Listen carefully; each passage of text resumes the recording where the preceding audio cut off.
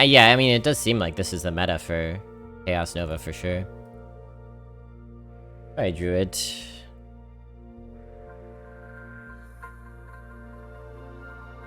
Let me put the paint away for a second. It's slow going, but the paint's happening. Don't you worry about it. I've been kind of indecisive about how exactly I want to do it. We're getting there. Purple's good. The scribe was nice last game. We don't really know if we're gonna get draft spells though. I mean, we could take it for this for the class, not the class synergies, the tag synergies.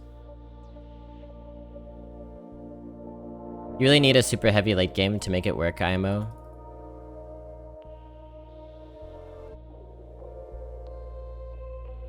I would say that's true for Twisting Nether, maybe, but I don't think it has to be true of Chaos Nova. Like, the one time I actually got to use Chaos Nova, I had a huge taunt on board or something, and it was just... Oh wait, no, I decided not to use it then, because I had another AoE. Yeah, never mind. Scribe is great in Druid. Seems like Imp would be good too, but this is the new card. It's got the tag. Let's take it. Ah! I want the spell, but I want the Knight Captain. Probably Knight Captain's more important.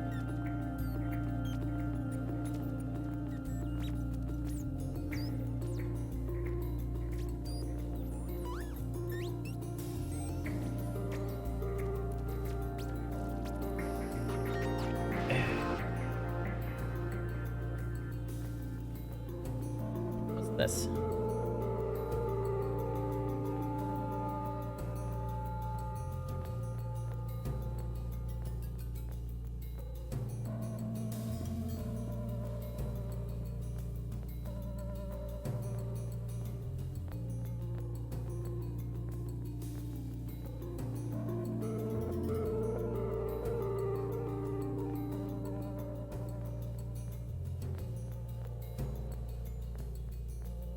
Even though it's boring, Knight Captain is the choice, I feel. Yeah, I mean, Scoundrel's amazing, but I mean, it's a little slow, and it gets Knight Captain, so... Druid's a tempo class, it seems smart. Bone Guard, Lieutenant. You ever take Loot Hoarder for a little bit of card draw here? I particularly care for this Inspire ability. That's not why you take it because it's a solid 2-drop, but... We were having trouble with staining our hand last game, or last run.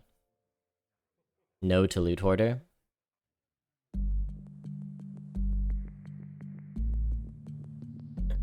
Hopefully we'll find a Miracle Growth. Okay, alright, that's true. Yeah, Miracle Growth is the thing that fills that function. Okay, I could see that. Right, this was a thing that's a 2/4 now, yeah?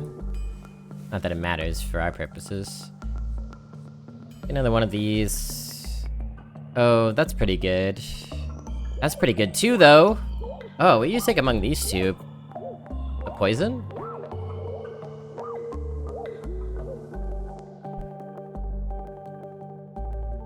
Yeah, you like the diver? We don't yet have any dredge. Maybe if we did, we could think about the sentinel.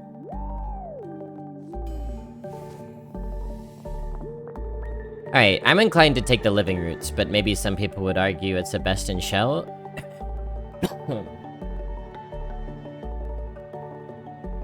Maybe some would argue that.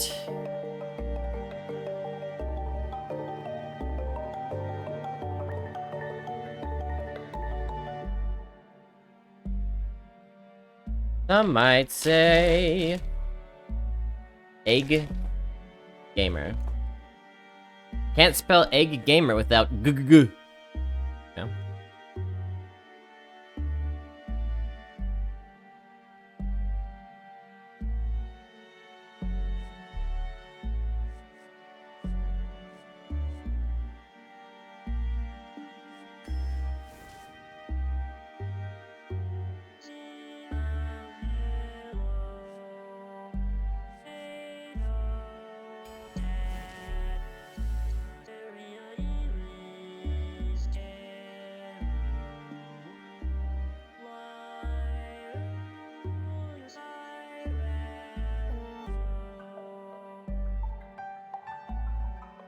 I mean, ideally.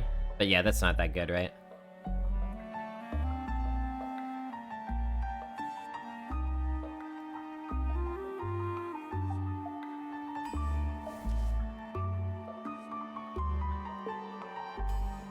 Abuse that while we can. Heyo!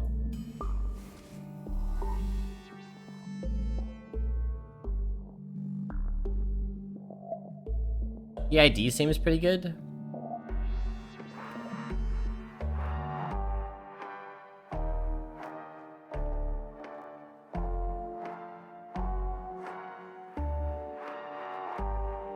Archer's nice too.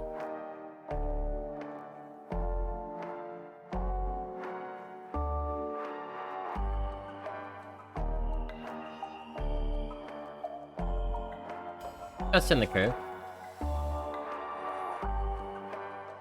Could stack these and get a really cheap miracle growth.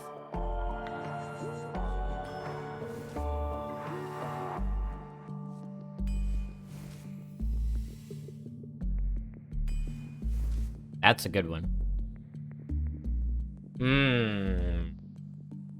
I think you should take the Baba.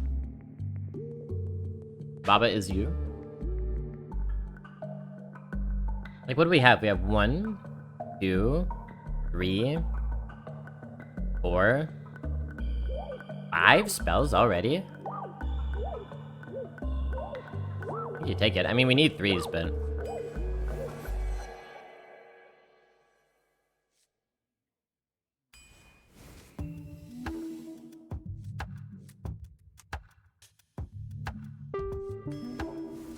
Oh my god. Alright, let's consider this.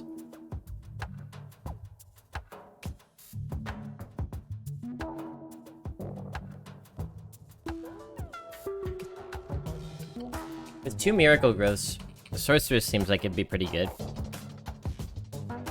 But even with a Kodo mount, of course it could backfire, and they might not have any spells at all as well.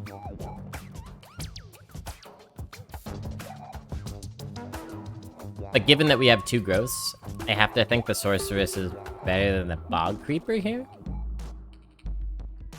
And the wolf is good, but we have plenty of 2s already.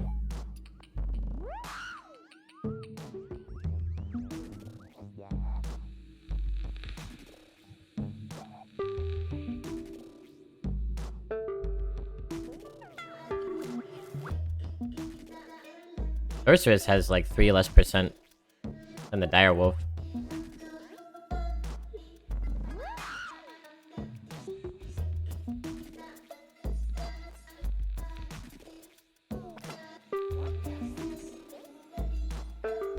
I don't know, I think we could still take it. See how it does. Alright.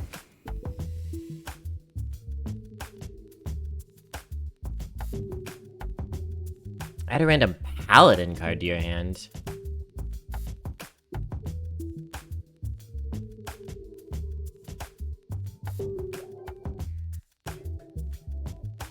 This seems slow, we probably want the 2-drop, right?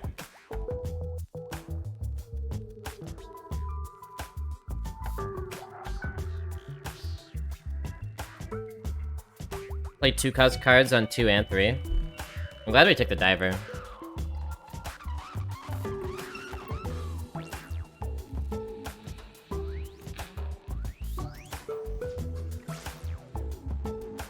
Why is this draftable? Why am I even looking at this card right now?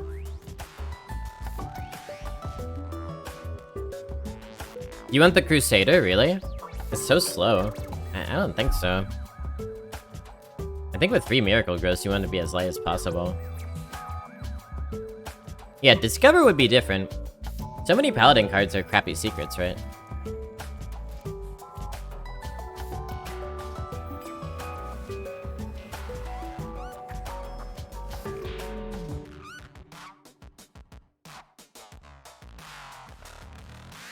Yeah, I want Wrath or Pounce.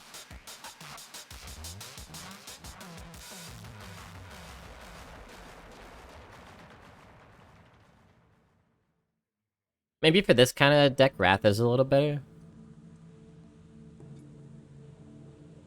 Wrath, Pounce, okay. I'm wondering if Wrath is better because, like, Pounce is a really amazing tempo card, but our early curve isn't fantastic yet. Maybe we just want Wrath to deal more damage to remove something.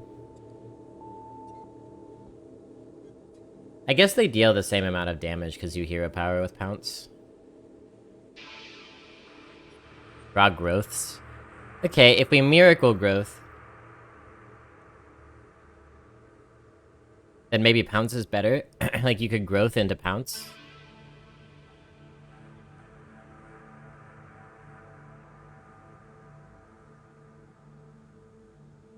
I don't think we need to worry too much about drawing these. We have 3 of them. By the time we get to turn 7, pretty likely that we'll have one.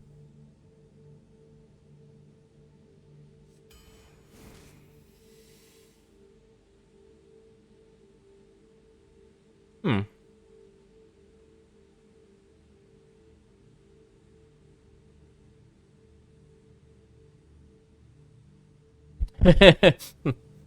Yeah, I mean, they seem like both good picks here. There's reasons to take any of these.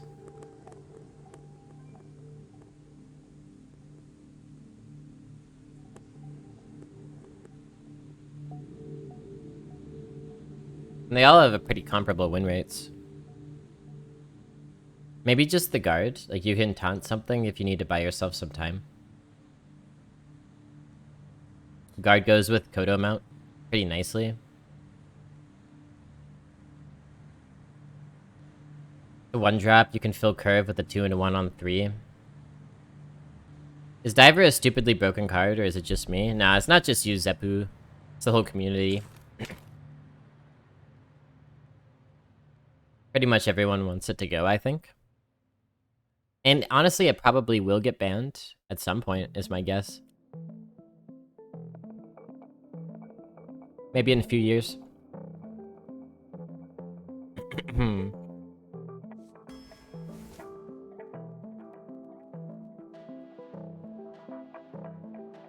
This goes nicely with Pounce. Or we could just take another Pounce. I want the Wicker Claw. How to get burned. Huh? Very nice, very nice. Yeah, we need this.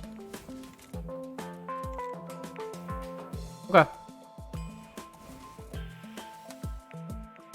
Wow, the card quality. Oh my god, no wonder Druid's doing so well. Card quality's off the charts. The structure of this deck's much uglier than the last one, but I imagine it'll do better.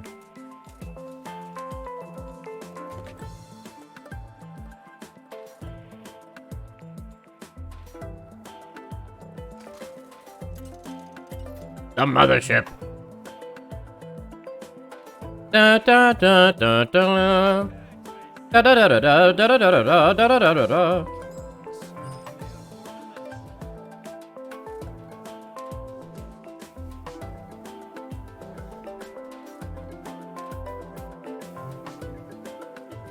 Yeah, we're about to get nasty in here. Double RD. Alright, let's get this paint back.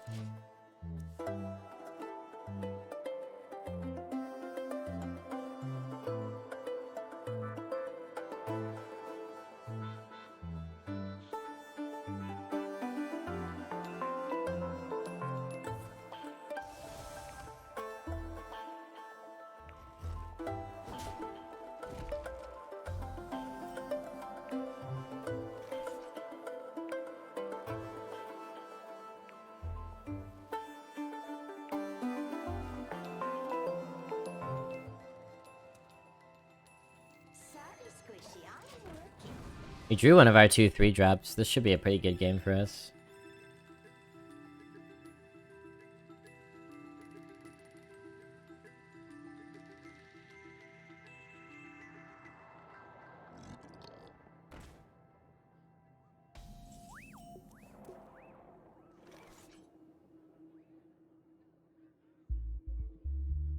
Yeah. Pretzel in my throat. Pretzel in my throat.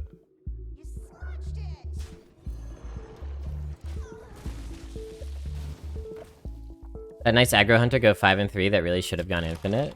Even taking a hunter to 5 is probably really impressive, Robopop. Nice to see you, by the way.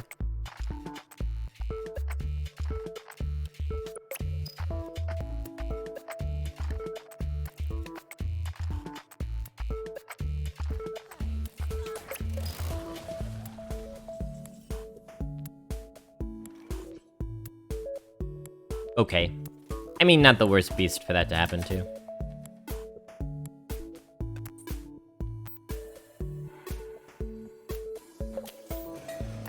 May as well clear it, I think. I am really digging this card, Reef Walker. Plays it.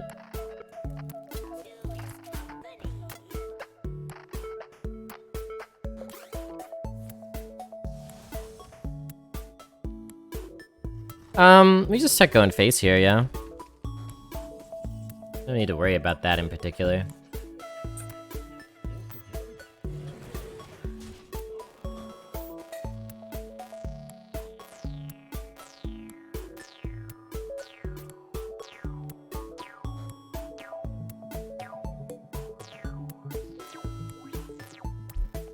So far, Diver hasn't been too oppressive in my games, but it's literally just a few runs that I'm talking about.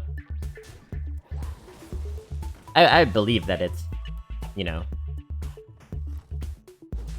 Wow.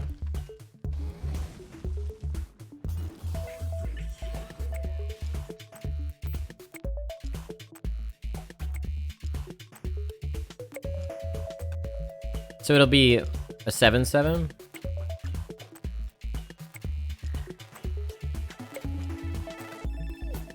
Sure.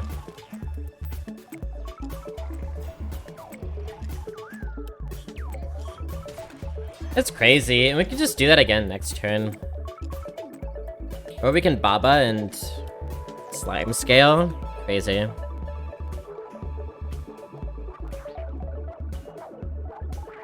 He's working his way up, you know? We're seeing growth in real time, chat. Isn't that a treat? Seeing the growth of a community member? Damn. See, my Gangplank divers don't really last that long. I've had maybe one of them that was game ending, maybe. But people played around it pretty well. It's funny, and I think, I don't wanna... I think this was Ivanovic that I was talking to. I might be totally wrong, so... But during the set review, somebody was saying, like, how do you play around these diver cards? And I was like, no, this was... Maybe Ivanovic, but also somebody else was part of this conversation. I was like, you can always play around stuff. They were like, how? How could you possibly play around it?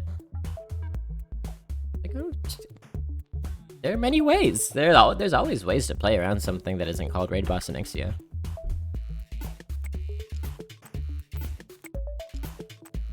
Like, I've had multiple games where people just haven't played things and then managed to swing the board back after the diver came out. That's one way to do it. That rogue that had the 4-attack Assassin's Blade, that's another way to do it.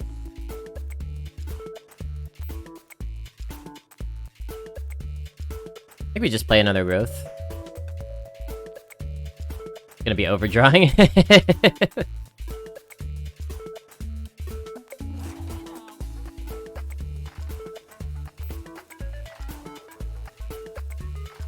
There are sometimes 0 ways to play around it.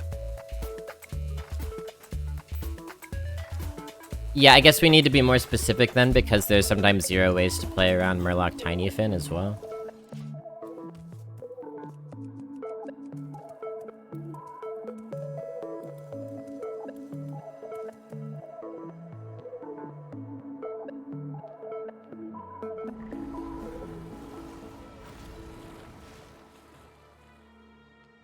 Oh.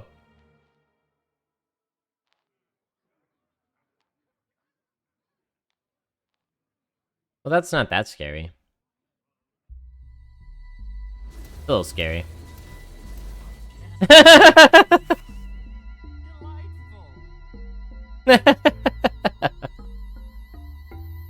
Alright, what are we doing here?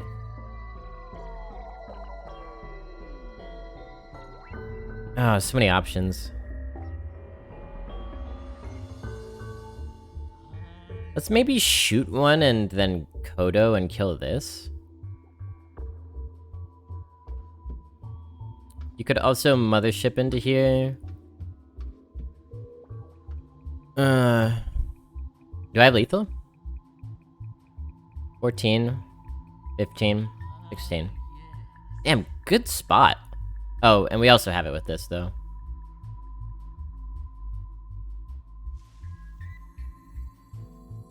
Okay, mediocre spot. Bad not spot by me.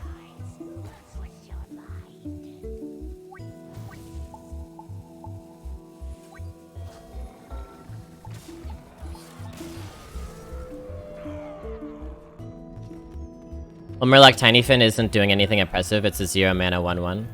Yeah, but sometimes you can't play around it. For example, if you're a Warlock and you have 1 health and you don't have any initiative out of hand. That was meant to be an illustration for why sometimes you can't play around the card isn't a good enough reason to want to ban it. But if we get more specific about it, then we could talk about what it means for a card to be oppressive. Murloc Tinyfin isn't oppressive, it's true. And that would seem to be the difference between the Diver and the Tinyfin. But what exactly were we talking about when we were talking about something being oppressive? And is the Diver that or not? It probably is.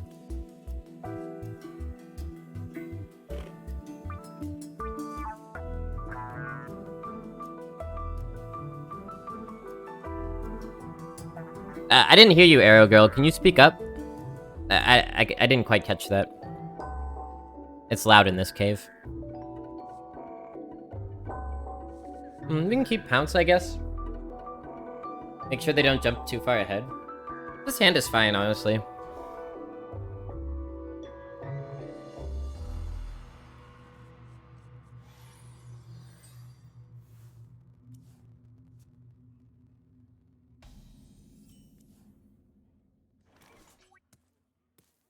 If the opponent hides it behind taunts, then you can't do anything about it.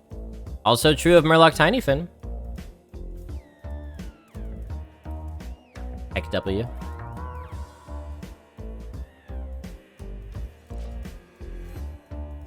I think the problem's immune. I think they need to stop printing immune cards. I think it's a huge problem.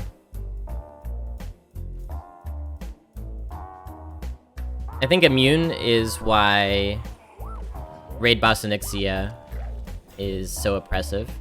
I think if that card didn't have immune, it would be, I don't want to say reasonable, but something like reasonable.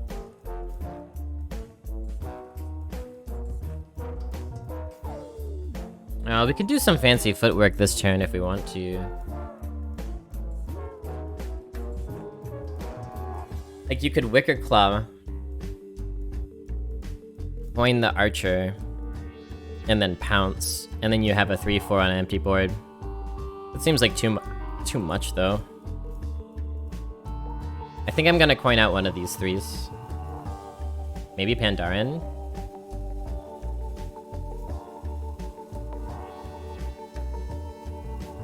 You could even just do Wicker Claw. Yeah, why not? And then if they clear it, that's fine. I'm fine with that. Immune is a big problem in Arena. Yeah, exactly. It got Ramming Mount banned. The only good immune card that exists is Kreen, I think.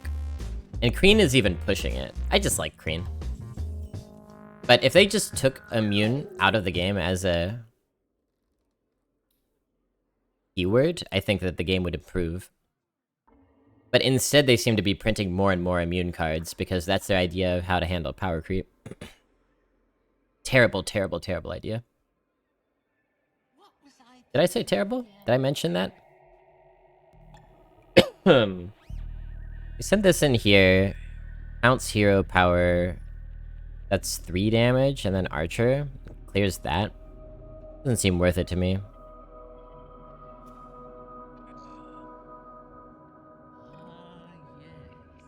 It's sort of a visual bug rehab escape. They had to hotfix it for standard, and they haven't, fully fixed it yet, I guess? It's just Yeti.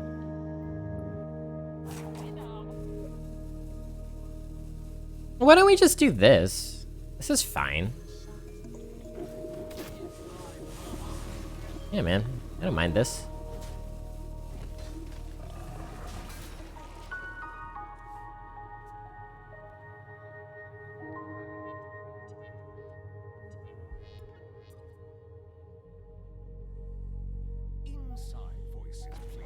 Ice block? Yeah, that's another good example of how terrible immune is.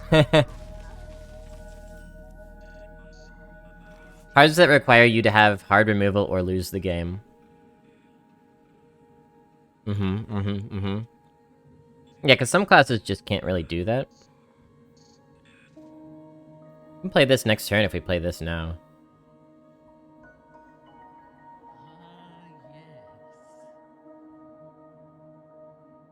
Which we sure can do.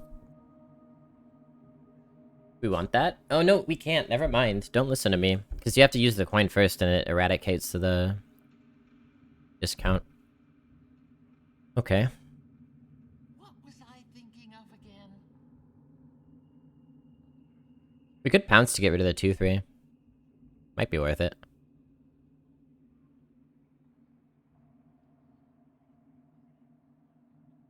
Yeah, and then we,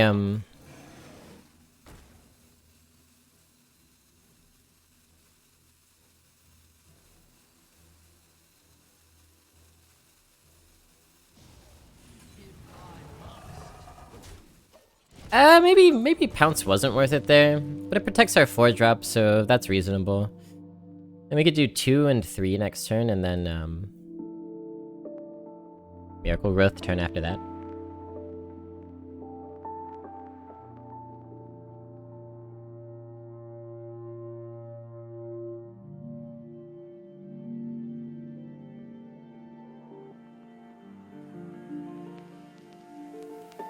Pig film review, excellent. Good suggestion.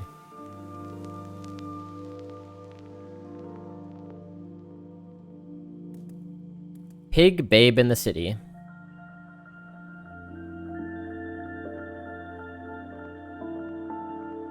Cheers, Double RD, thanks for stopping by. Why is everyone playing Druid in the arena? I'll give you one guess. And if your guess is because it's the best class, then you'd be right.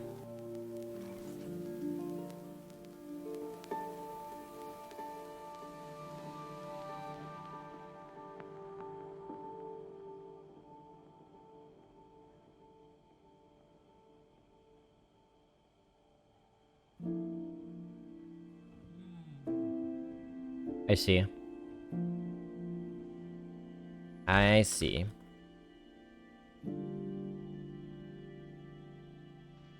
What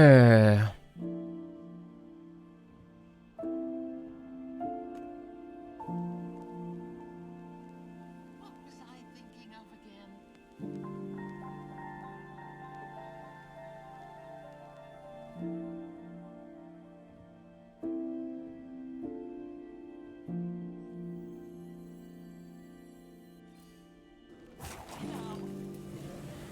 Not really seeing a better play than just doing this, so we'll do this.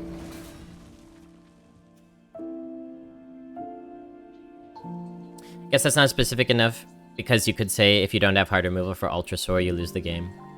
Yeah. And and I know I'm being annoying, so thanks for bearing with me.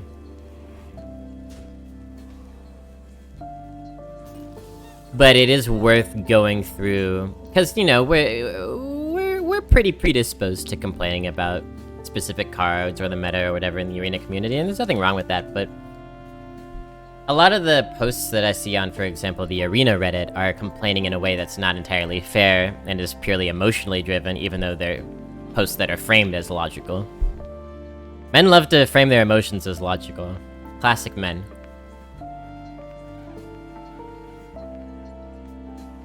Men also love to frame women's logic as emotions. Thanks, patriarchy. Anywho.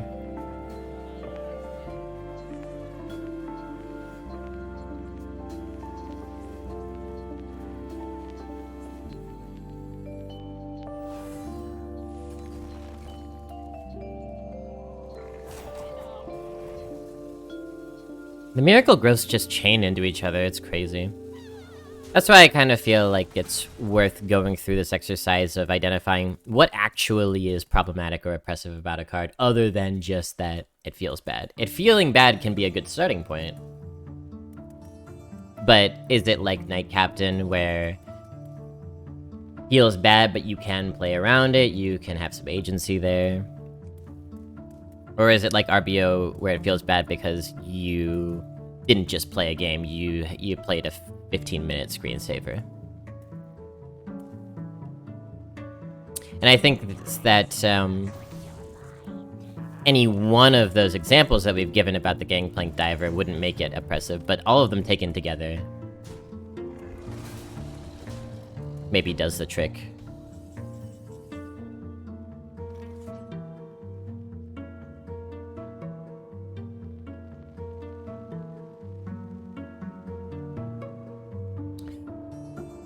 Yeah, I could do a Knight Captain. Speaking of. I don't know if it's exactly the best play, but pretty good.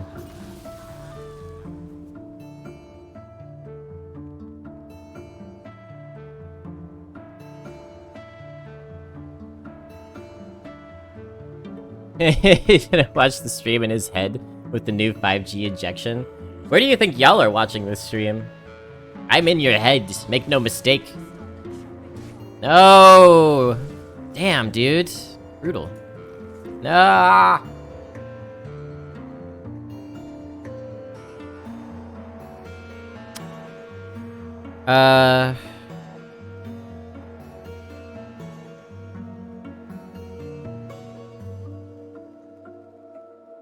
What was I thinking of again? Interesting.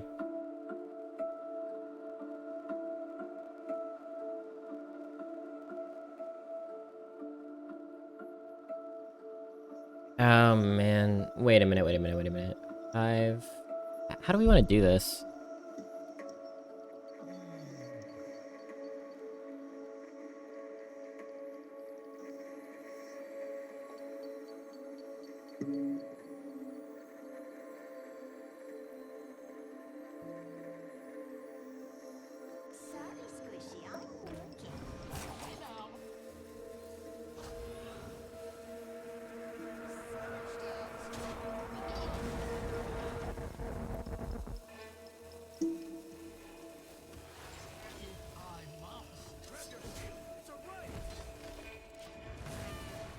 I played good. I don't know, but I did it. Yes, Pig with Nick Cage. I was kind of joking about the babe thing. But let me... Oh man, so much going on today. Sorry I'm so slow with the paint and everything, but it happens. It will be finished at some point.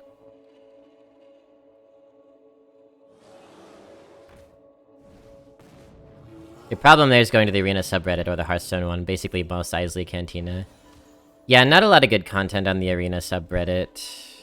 I think it could be organized better. Got down to 10 health already? Christ.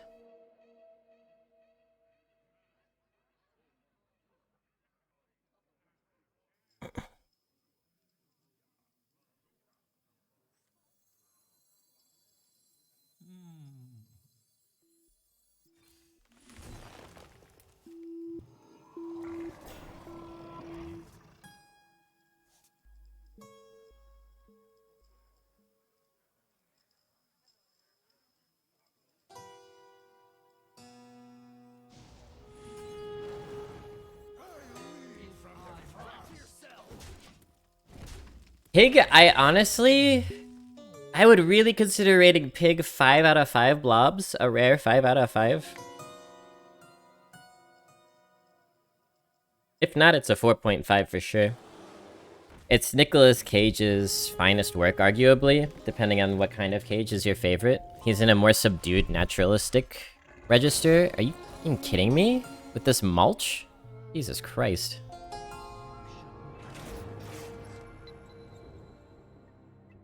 I feel like we should have won that one.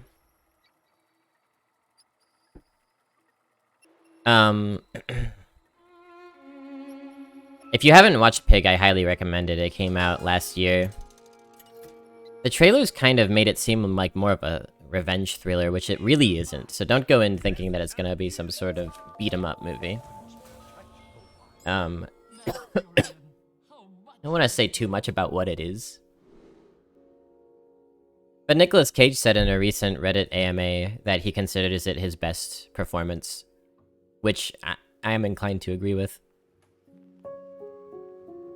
You keep this because it can get discounted by that, and then you can play it with another 2.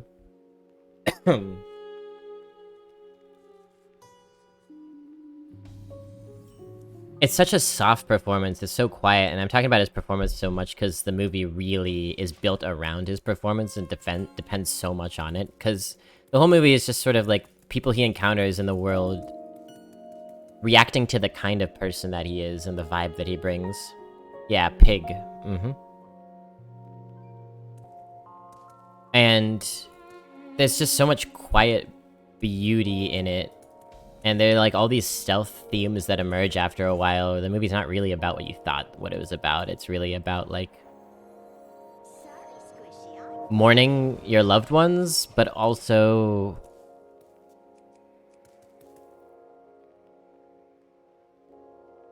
like your relationship to your hobbies and your passions and how it's all bound up in the same life force. I think it's great. Did you think you'd be that high on the leaderboard? I thought I'd be up there, yeah. I certainly didn't know that I'd be number 3, but I knew I'd be top 10 with a score like what I got. And I was hoping for top 5. Very pleased with number 3. I didn't think I'd be able to get number 1 with a sub 8 average. I'm really glad that Jimmy got it. He's spectacular as always. But I certainly didn't think in all the years that I've been playing this game that I would... I fucked up, chat. See, here I am, jacking myself off on the back, and I get my order wrong. No, we didn't get a raid today. There's not a lot of people streaming Arena. Anyway, yeah, I'm really pleased with it. I didn't think that I would ever get something like top 3 in North America when I... you know, was practicing this game for years, so it's really gratifying.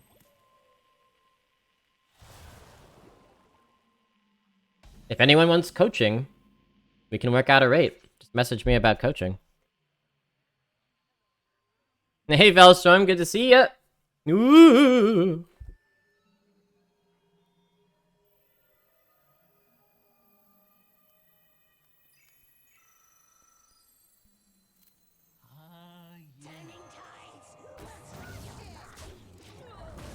Velstorm, if you're a ghost, I got some bad news for you. Science does not believe in you.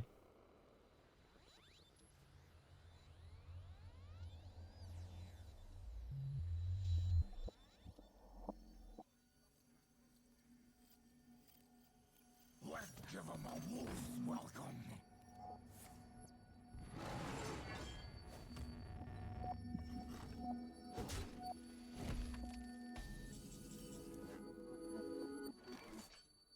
Real bad news for you in that department.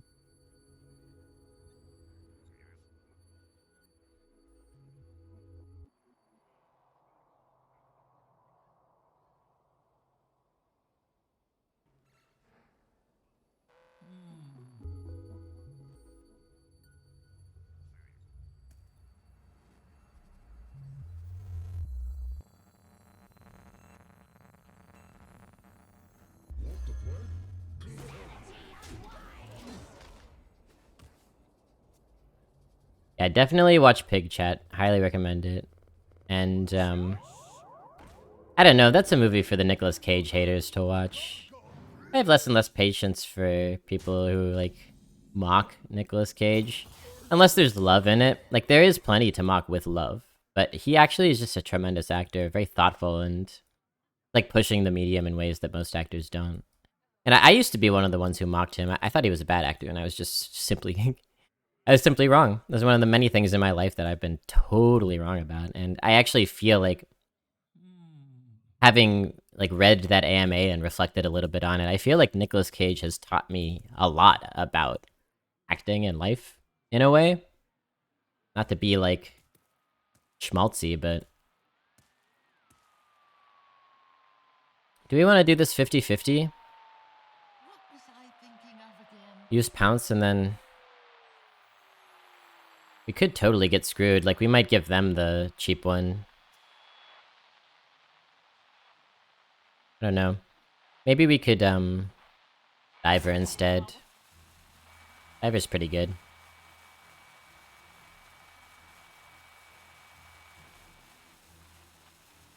Actually... Yeah, I kinda don't mind doing this, actually. Just to, like, further protect the Diver. Hello. God damn it, missed 5. I did the important thing, which is kill the minion. Top 3 is amazing, thank you.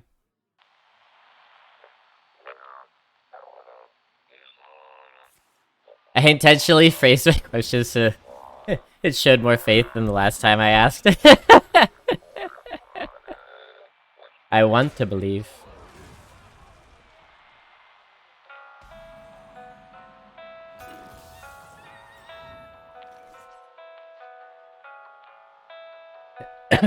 Cough. So how did they kill... See, this is what I mean. Basically, every time I've played Gangplank Diver, it's been easily dealt with. Maybe not easily, maybe that's the wrong word, but... And I know that's just after literally 1 day of experience with it.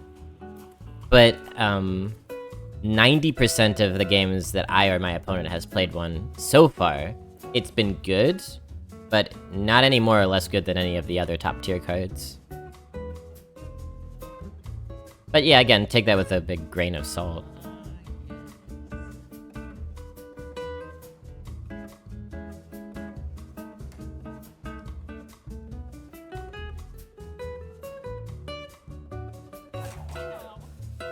Let's see if we can do the thing. They don't have a spell. Okay. It's still a good way to defend this. This, I mean.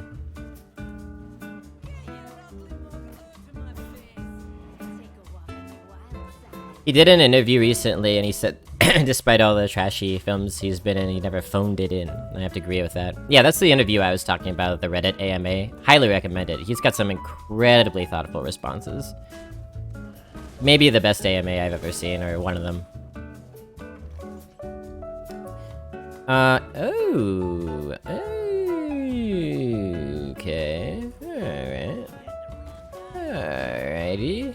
Do that, and, I don't know, maybe one of these? I think we want to be defensive here. We know that they don't have Miracle Growth in hand, and we know that we do, so...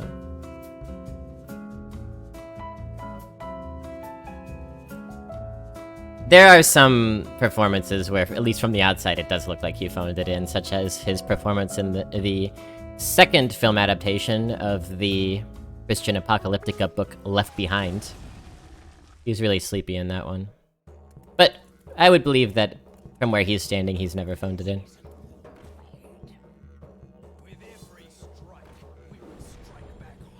Started setting up Gangplank Diver in a way that makes it difficult to deal with, like hiding it behind taunts instead of always jamming it on 5. Yeah, I've been jamming it on 5 because I figure the sooner you get it down, the more likely it is that the opponent won't have an answer to it. But maybe it's better to wait a little on it.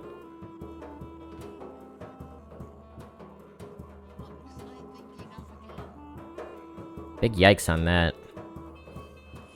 Oh, just hero power?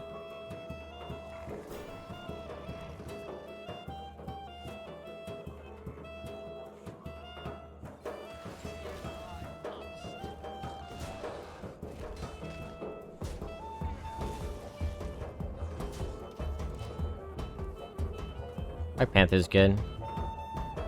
Goodwill Hunting I haven't seen, and honestly, not super interested. I know it's a classic and all that, but... Feel free to either request a refund or...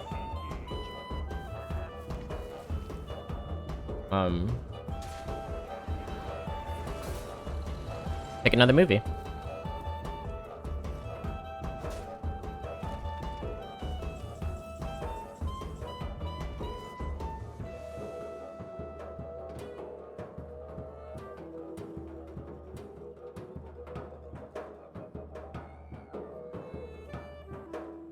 Good will hunting is better than it sounds at first glance. Well, they should have called it better will hunting then. Come on. Amateur hour over here.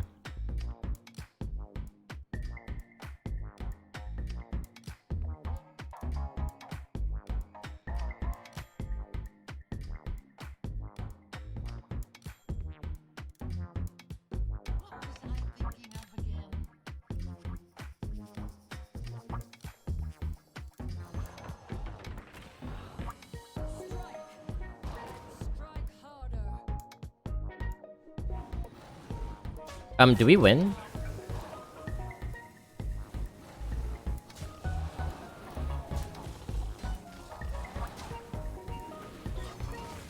Not quite. Close, though.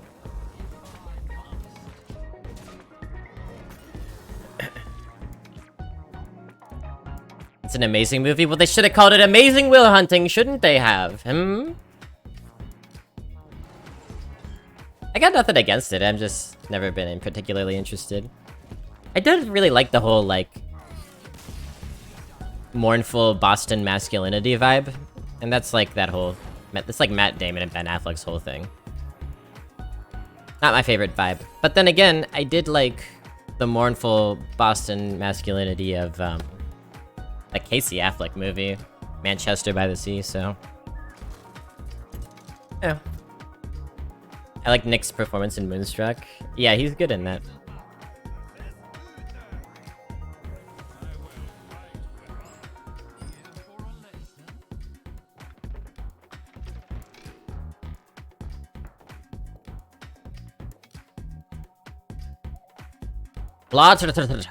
CJ wants a film review of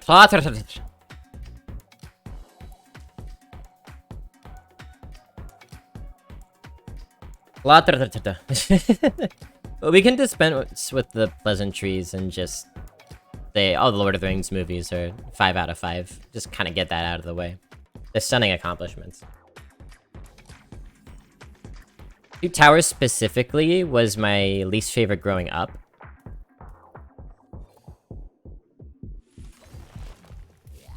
And when I say least favorite, I mean just like small, tiny increments of difference. It's a lot of people's favorite, though, and I understand that. And I honestly don't know what my favorite would be these days, kinda.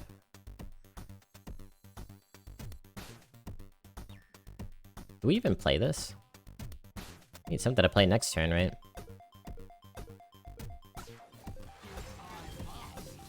What are you gonna do? Pelicans don't eat trees, so... But the thing about, lethal turn before with Dwarf... Ooh, I must have missed that one. The thing about the Two Towers is that it contains one of the most stunning accomplishments of all of film history, which is the biggest battle ever filmed at the time, in terms of, like, scope and resources and extras and all blah blah blah blah blah. Yeah, I'm glad we saved this. I think that was the right call. Wonder if they have any synergy with this tag. The Two Towers is basically like an enormous battle with the fringes of a movie around it.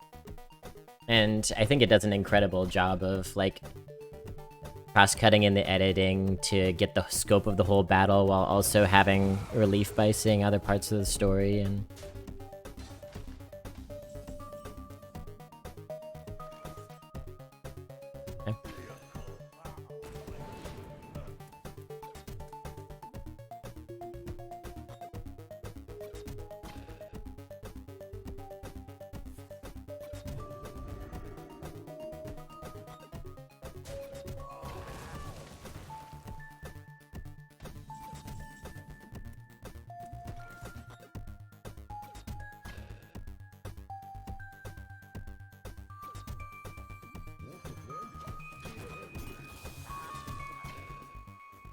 Deal 5 damage to us here.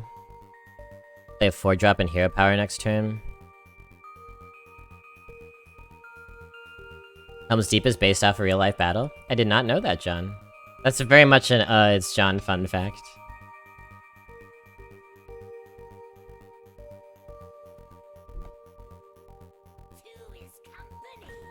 I like the part when Legolas rides down the staircase on a shield and then shoots it into somebody's neck. 5 out of 5 blobs. Chad, I want you to notice that yet again, the opponent has played around a Gangplank Diver. I want to point that out.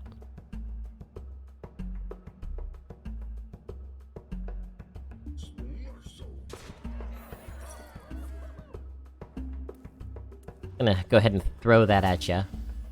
That a fun fact.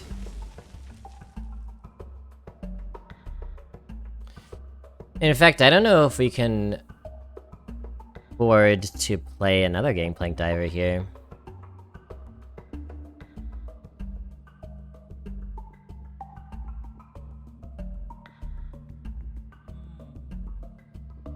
But they already played around the second one. Look at their boards. I hit Gangplank Diver on 5 and 6, and they played around it perfectly. I don't know, man. It's kind of mid in my experiences with this card today. It's kind of mid. I'm not saying that it is that, but today it has been that for me.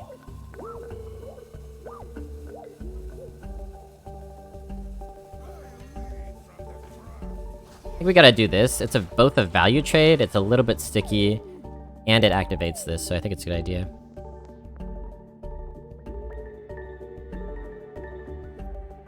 Yeah, this card's pretty good. It seems to me like... I don't know. I don't know what I would pick if I could pick one thing to get banned. I guess I would pick this, just to make everyone be quiet about it, but... Again, I'm new to this meta, so don't listen to me.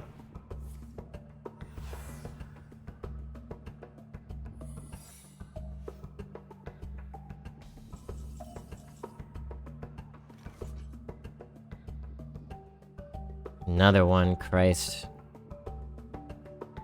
At least we got a lot of health. I think we're actually in decent shape here.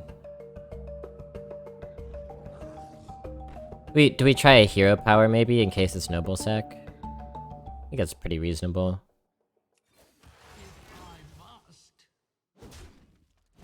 Now avenge. It's not avenge. So I guess reckoning. Interesting.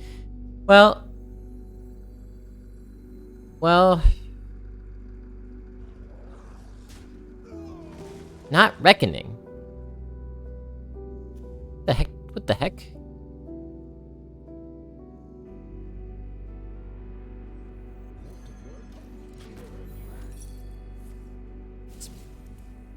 Well, he's got the spirit.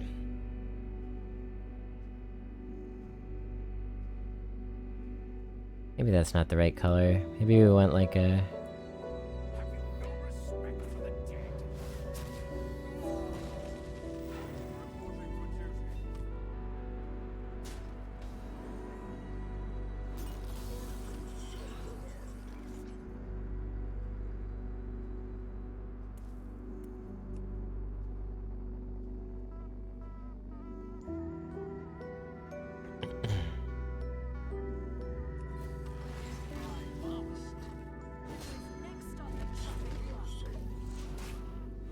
Alright, we managed to make the second diver work well for us.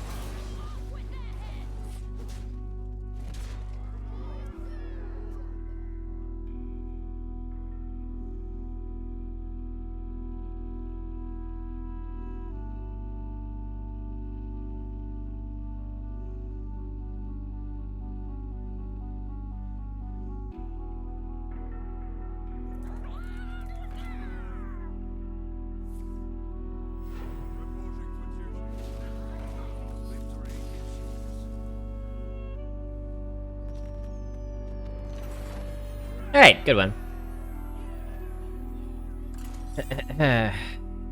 Good one.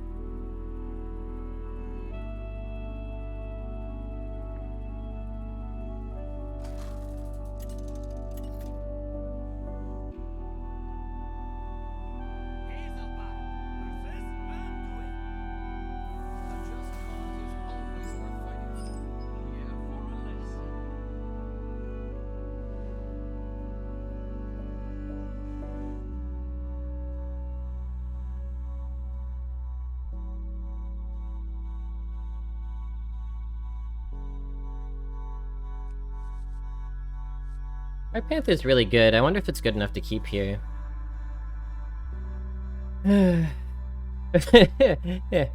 Yeah, the Baba-On coin is quite something. And it is an interesting stealth balance to going second, like Chase says.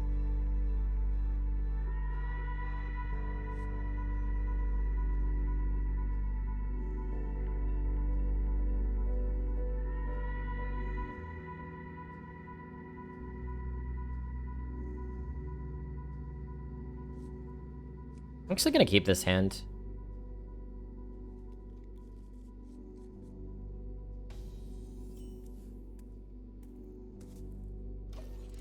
I figured there was a decent likelihood of me drawing a drop. Here we are.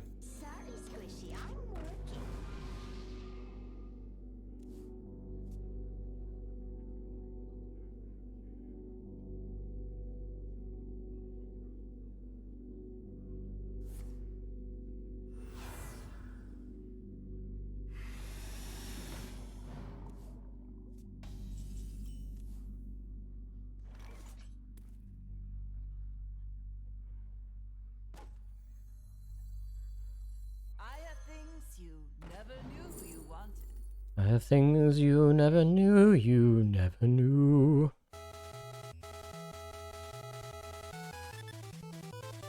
Probably want Mark over the Wisps. We have enough 7-cost busted spells in our deck. We could go Wild Growth, but we don't currently have the cards that we're ramping towards. I think Mark could just generally be an all-purpose helpful card for us. If they trade and heal, we're fine with that because we have the PP.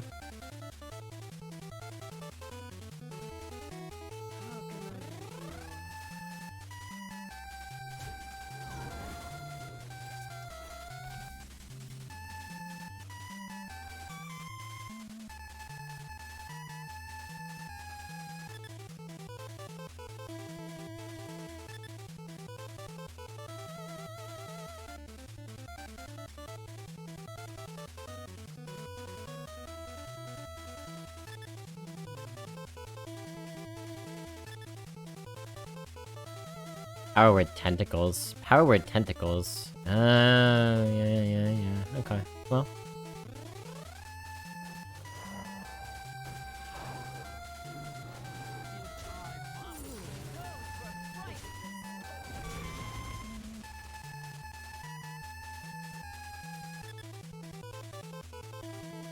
Nice Mega Man. Thanks. Thanks, man. I mega'd it myself.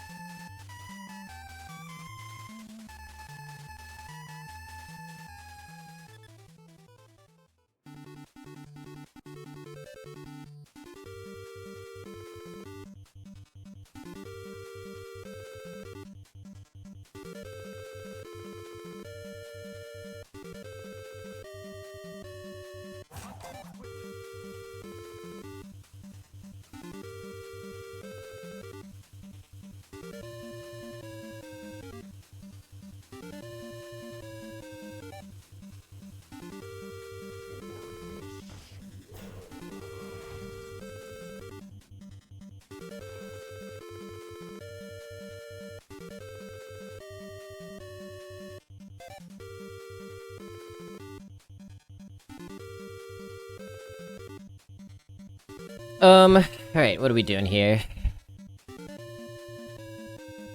Oh, interesting. Okay, we've got some options. We've got many options.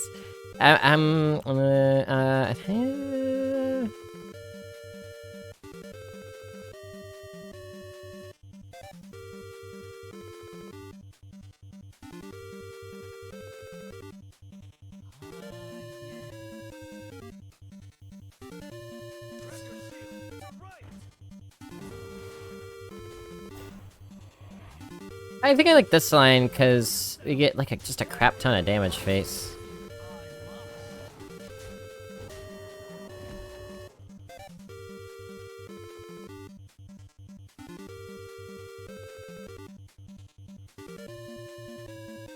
And as I'm finishing this painting up, for those who don't know,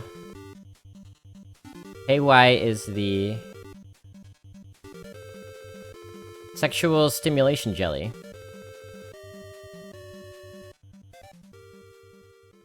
But it's also the abbreviation of Kentucky, the state. State in the United States of America.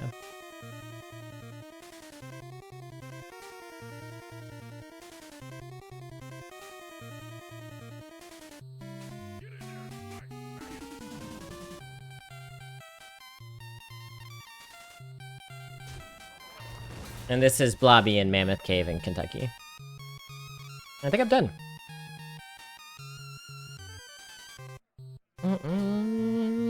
Yeah, they'll fix it soon, maybe, Caravan? It's a temporary thing. Okay, enjoy your 3-3.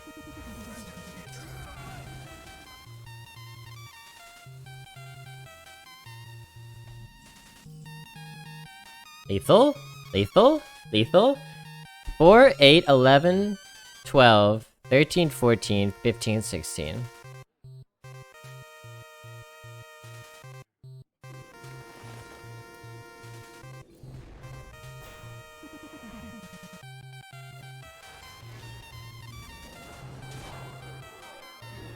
Boom.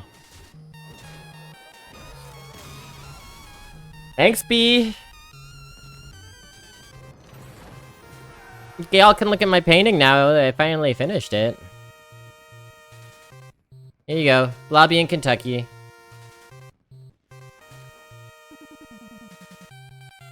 I wouldn't have thought about lube at all. Well, that is your first mistake.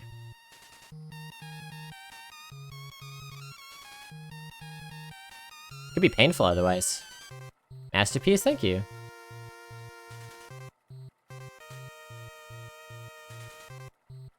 They only state that drawing in is one of confusion.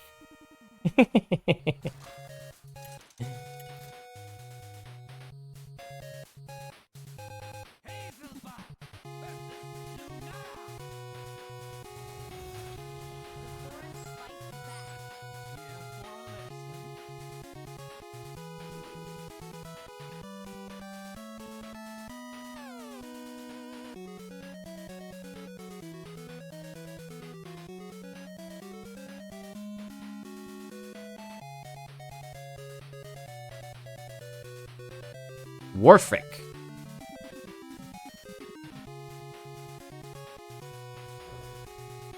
That's how liberals responded to the Ukraine situation.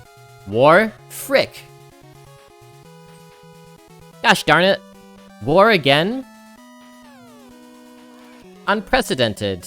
We've never seen a war like this in our lifetimes, except for, you know, Afghanistan and Iraq and, well, you know, the thing in Israel and, well, etc., etc.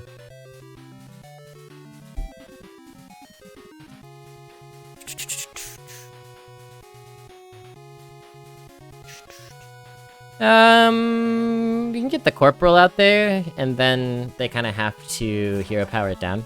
They can't play a 2-drop. And then we Murk Water, Slime Scale, etc.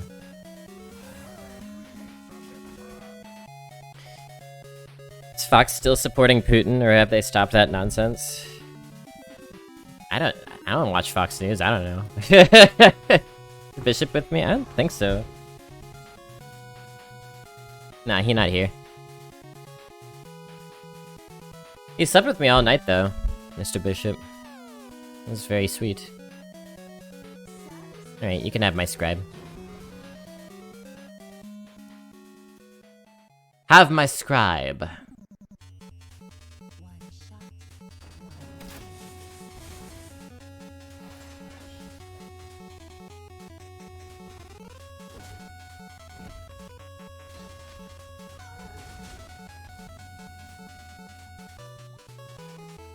The best news outlet is Republic News India.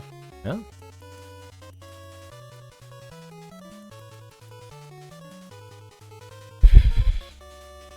Honestly, the best news outlet is probably carefully curating a Twitter or a Reddit feed with news sources that have, like, interesting perspective, integrity, and, that also challenge you, in addition to just confirm your bias. But the hardest thing in the world is curating a feed like that. Because if you're trying to learn, you don't necessarily know what to look for. And the algorithm's certainly not going to feed it to you. You gotta dig for the good stuff. For entertainment value? Oh, okay, I see. Maybe we do this, actually.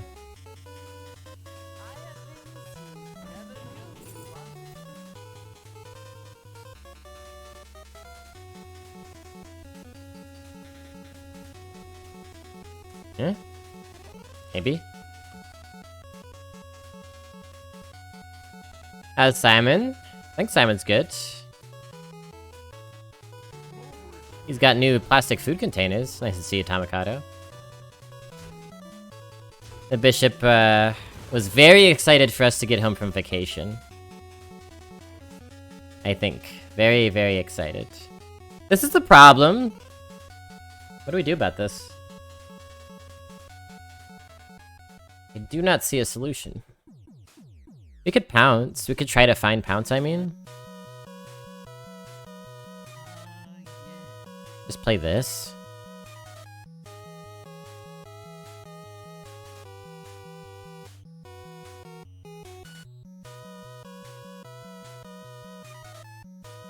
I'm gonna... pounce. Yeah. What exactly does the card do that I just played?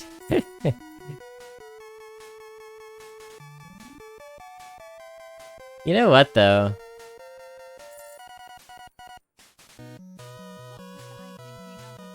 Oh, do we play it a little risky here? Do we play it risky?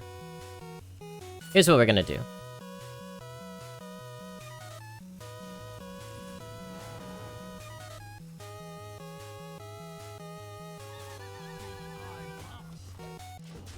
They can't really do anything with this if we don't give them anything to attack, so... I'm just gonna do this and then Night Captain that next turn. Or if they buff it somehow, I'll poison it. So we got a backup plan as well. I try to only watch content that confirms my bias. Yeah, if I don't feel like I'm learning something from a source of information... I know, Tama's making a joke, but... If I don't feel like I'm learning something, then I'm just like, oh yeah, of course. I don't know, it's worth being a little suspicious of that. Not that makes it wrong, per se, just that it's easy, so easy in how internet spaces are curated to get in this cycle of confirmation bias. The little sheltered egg.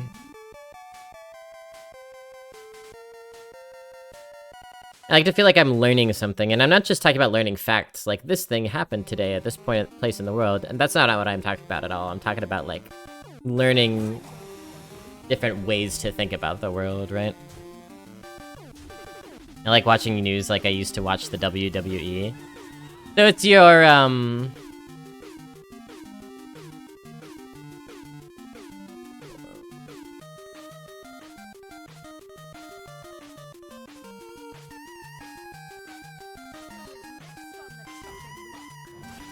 it's your zoo people. This is a phrase I coined with my friends. Zoo people is like the thing that you're perversely fixated on, that like nobody else really is. Like the thing that really grinds your, like, that really, like, revs your engine, but you don't really... Like, you kind of hate watch it, but you also really secretly kind of like it.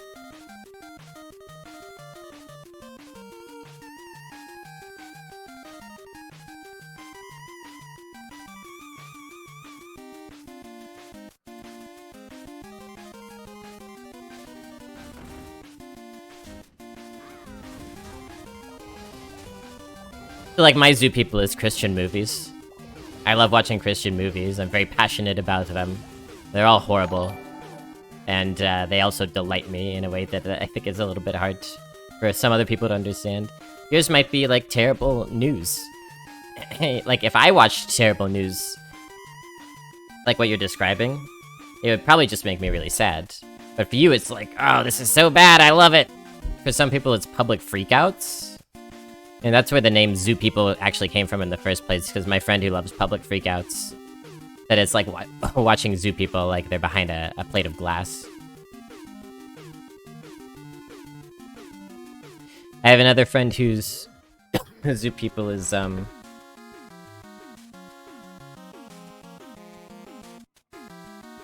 marketing, advertisements. Like, they deeply, deeply hate marketing, but in a certain sense, they can't turn away from it. They're just obsessed with bad ads.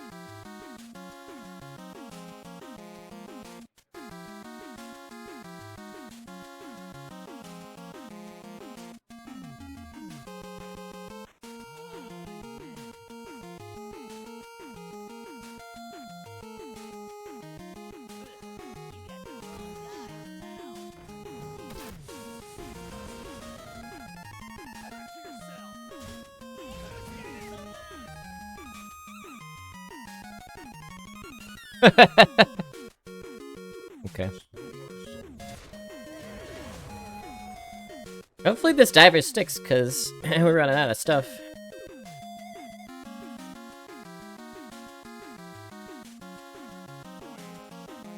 Work colleague gave me a DVD on creationism to try and educate me on his beliefs. I never laughed so hard as when they showed a 3D T-Rex eating a pineapple at the end. Man, Robopop, do you by any chance have a name for this film? Or a link that you could toss old Blobby's way? What's this? They dealt with Gangplank Diver yet again? I don't know, man. I've only had Gangplank Diver survive for 2 turns, like, once. I played it over, like, maybe 10 times. I like this card. It's a good card. The hilarious thing is, I would really like to use my hero power here.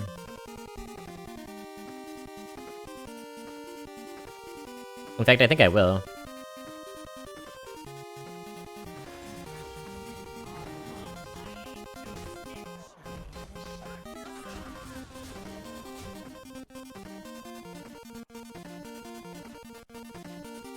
Okay, let me explain something to you, Chase.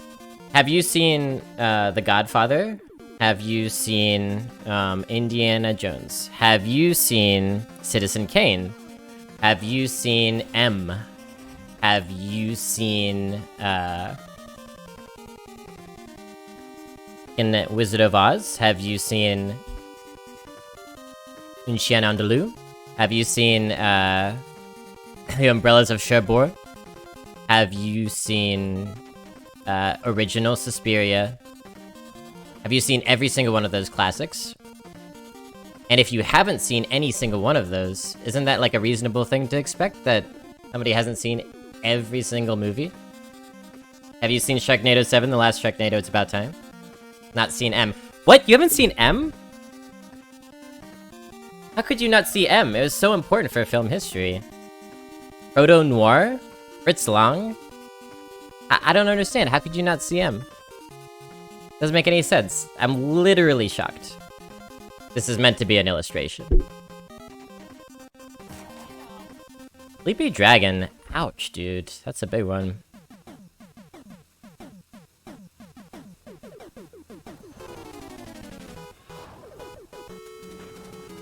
Ah, fucking goddammit, order. I panicked! And the wrong one is dead.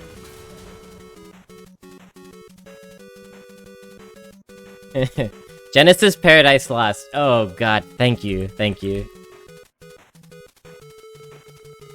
The moral of the story is, every single one of us has huge, gaping holes in our filmography that we've consumed. Even me, I watch a shit ton of movies. I watch more than 99% of people. But I haven't seen Good Will Hunting, and that could be shocking to you until you realize, oh, you haven't seen The Goonies, or you haven't seen Gremlins, or you haven't seen, you know, like, Chinatown, right?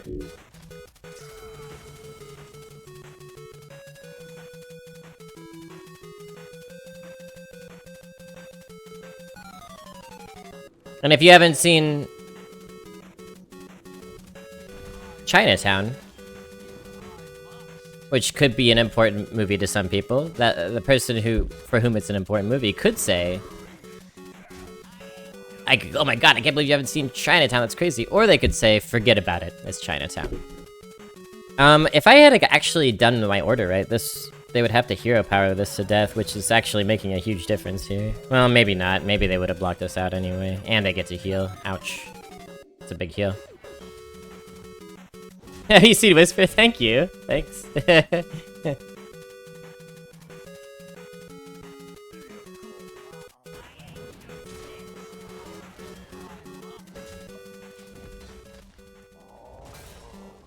And I find that when you get incredulous at people about stuff they haven't seen, they get defensive and then never watch it. Much more effective to, you know, be like, oh, I'm so excited for you, you've got something amazing in front of you. Rather than trying to, like, shame them into it. This is not what I'm saying you were doing, of course. But, I don't know, I think about it a lot because I used to do the same thing. Like, oh my god, you haven't seen Toy Story? That's crazy! Well, Toy Story was very, very important to me growing up, so it's natural for me to feel that way. Thank God. Miracle growth. Right on time. Natural for me to feel incredulous about it. But, you know, with a little bit of reflection, I can realize...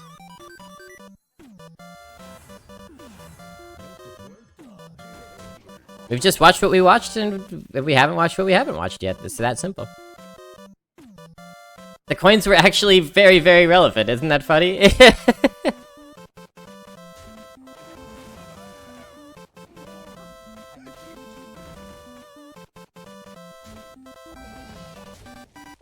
Man, they're putting up a fight, though.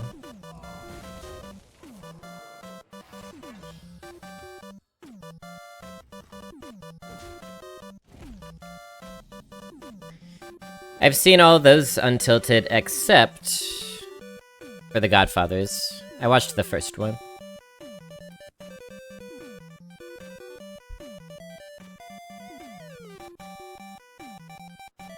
Are those just movies you really like? Scorsese's great. And Scorsese's one who I never watched, like, hardly any of his movies growing up. I don't even know what my first Scorsese would have been. But probably someone showed me Taxi Driver in high school. Shutter Island, maybe. But it's been a gift to from my past self to my future self, because now, coming to Scorsese knowing everything I know about film history and cinematic language, I can really appreciate what he's doing in his work more than I could have before. So if I ever do watch Good Will Hunting, I'll, you know, have a more mature perspective on it.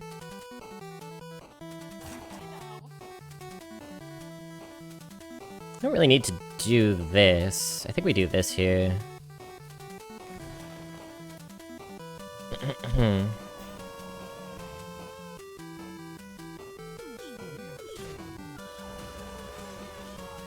And then just kill them next turn.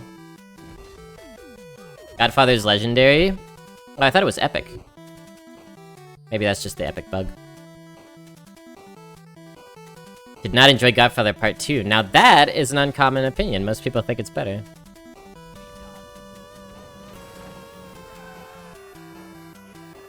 I didn't like Citizen Kane. I have no clue why it's #1 on list of all-time greats. I was skeptical about Citizen Kane because it's on #1 of all those lists of all-time greats. I was like, it can't possibly be that good. But I want to watch it. Then I watched it and thought it was even better than I expected. For me, Citizen Kane is like one of the best movies, maybe?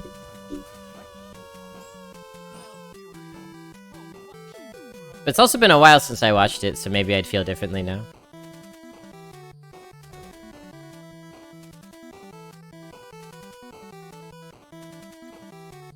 Citizen Kane is the Citizen Kane of movies. It actually is, though. And sometimes they, you know, the thing that is the thing of the thing is not itself its thing. But Citizen Kane is itself its thing.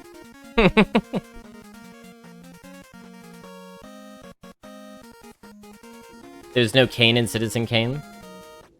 That joke works a little bit works a little bit better in spoken language rather than written language, huh? Started loving movies as art, as Mubi website was on. Mubi. Oh, you just like watched a bunch of movies on Mubi?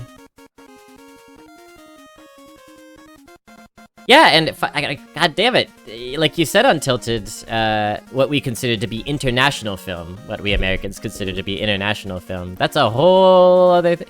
You know, have you... Well, I mentioned Suspiria already. Have you seen the spaghetti westerns? Once Upon a Time in the West? Have you seen, well, we were talking about M and Metropolis earlier. How about Kurosawa? Have you seen all of his big hits? Like, there's just an endless sea of things that would be incredible to explore.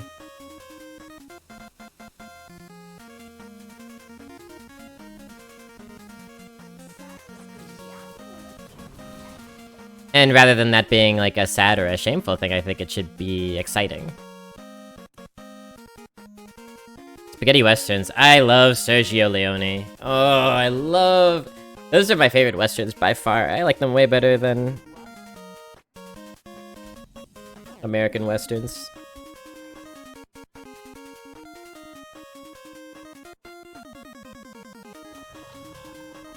This worked out nicely. Once Upon a Time in the West, one of my favorite movies as well. Look at this. Woo. Have you seen every single Toshiro Mifune samurai movie? How about every Satoshi Kon, one of the gods of animation? He's only got a handful. He unfortunately died young. But if you want to go in the other direction, what about Sion Sono, who makes like a goddamn movie every single year, and a lot of them are great, you know? Why don't you play in hell?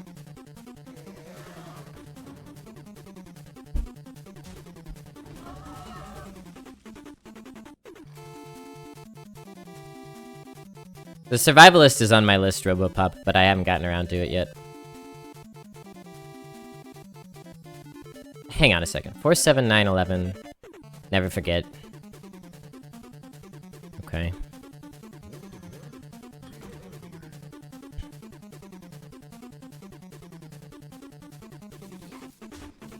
Just ignore that guy.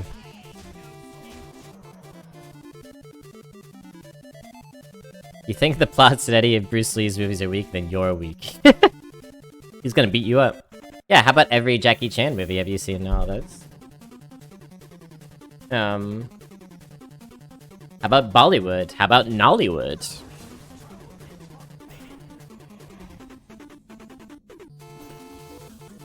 I haven't even brought up documentaries.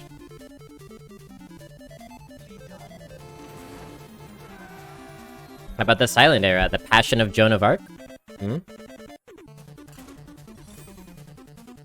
And And so, you know, I'm going on and on like this. And...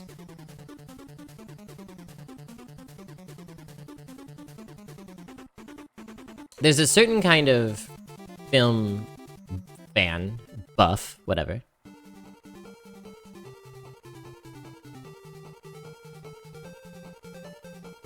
who will hold the vastness of their cinema knowledge over your head. And they'll this is why, you know, I think that actually where this conversation started was relatively innocent. It was just someone who really loves a movie and was surprised I hadn't seen it, which is fine. But the reason that I'm going on so much about this is because there are a lot of people who will hold over your head with superiority that they've seen something that you haven't. Don't ever let them do that. That's bullshit. Especially if you're a woman and that person's a man. That tends to be even more common. Yeah, don't put up with that shit. Really, they're just, like, insecure and projecting it on you. They need to, like, feel superior.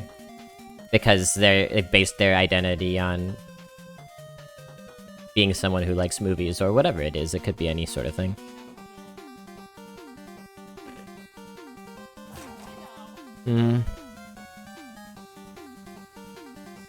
I'm just gonna play this.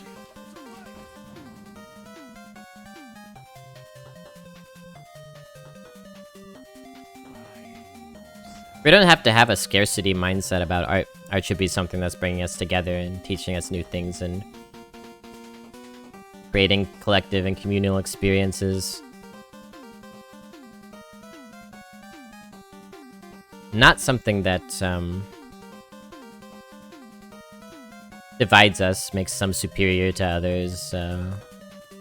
Not something that's gate-kept.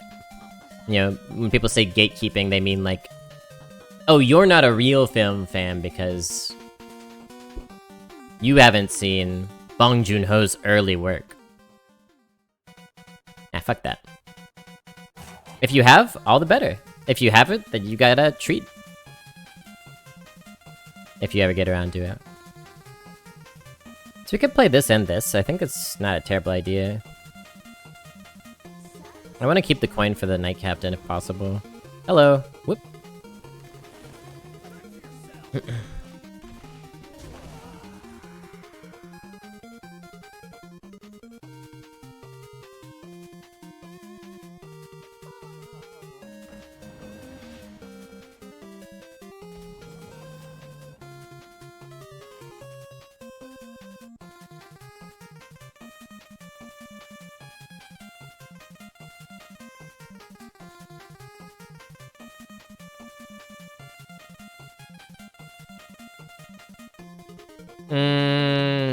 I was gonna save the coin for this, but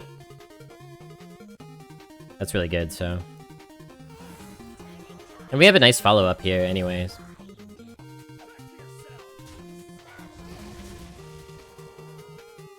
It's not that different than Knight Captain anyway. It's pretty similar.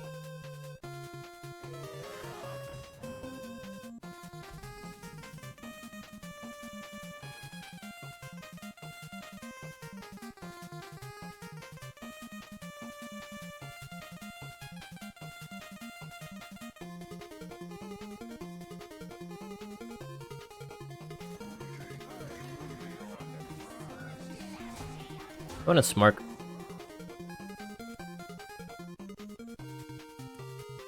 The gatekeeping in Elden Ring where people dismiss your enjoyment because you don't play a particular way in a single player game. Actually, I mean that does happen, yeah. I actually find that the Elden Ring community is by and large extremely positive and thoughtful. But you'll find outliers all the time who do that sort of thing. Sometimes it's people giving good advice and the person getting the advice gets defensive, is like, I'm gonna do it my way. Sometimes it's like you say, somebody being like, well, that's not the real way to play the game, which is dumb.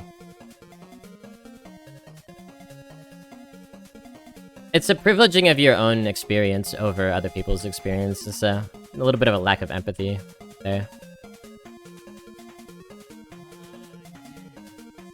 I don't really know what to do here.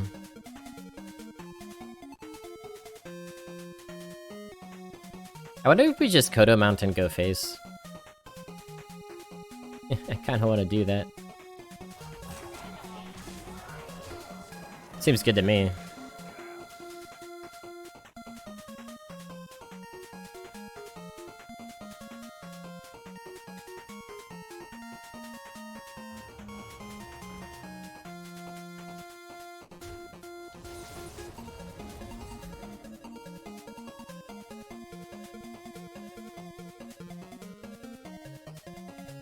Elden Ring is a lot of fun.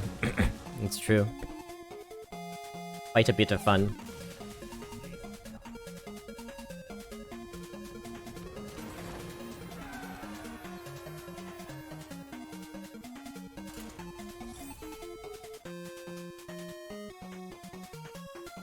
Quite a bit of fun.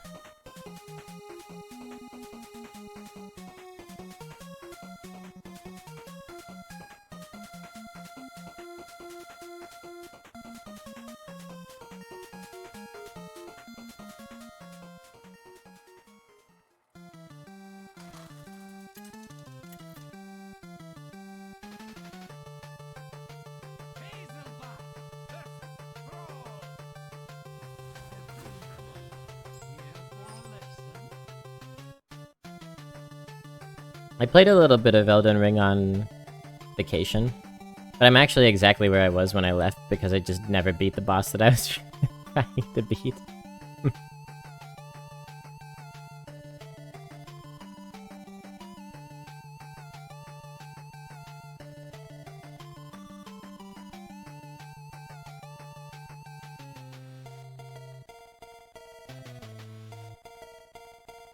I mean, this is a good hand.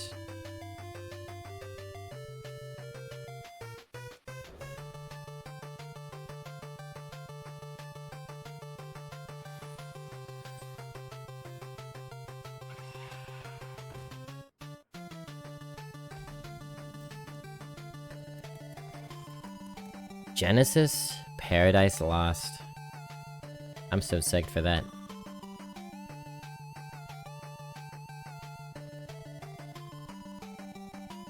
Actually might coin a hero power here. We got this in hand, we may as well just get it active. Follow up with this, and then this, and then this. Seems fine.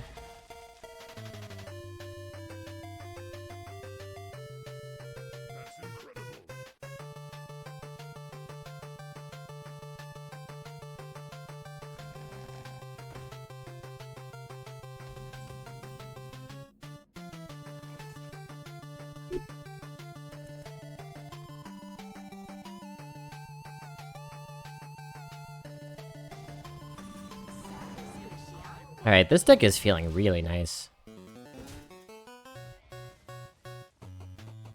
Oh, I know you aren't trying to be an ass. But I went on that monologue to try to illustrate something for everyone, not to call you specifically out, Chase. I have no hard feelings about it. I do love Robin Williams.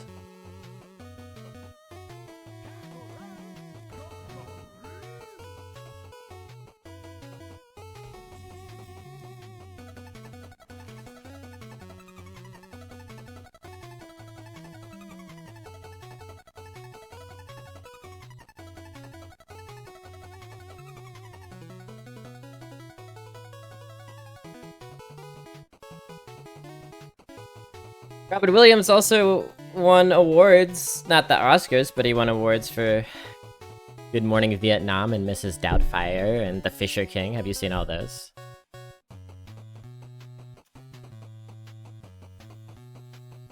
Man, some people do that thing where they try to watch every movie that's ever won Best Picture at the Oscars. Maybe someday I'll do that, but that sounds like no fun at all, to be honest.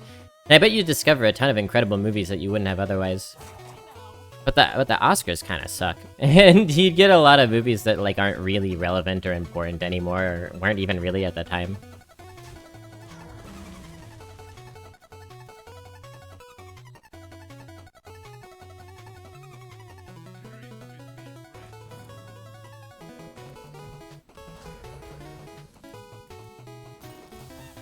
Robin Williams, great actor. Thank you, Baba. You're king. Great actor. I loved him in 1 Hour Photo. He was really good in The World's Greatest Dad as well.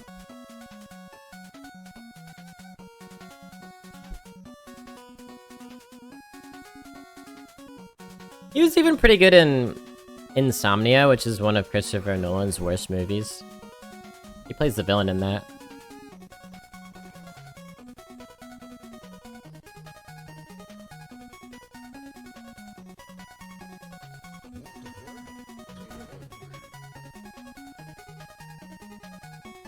Which do we want to preserve? Let's preserve the poison. Death to Smoochie. Don't know that one.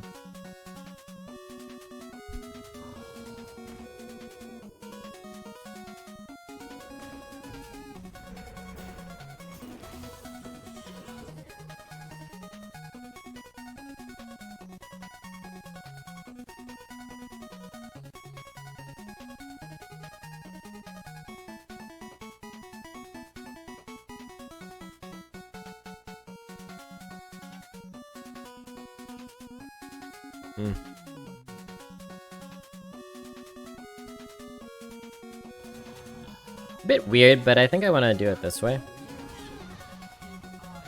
So we can start growing the Wicker Claw. And then,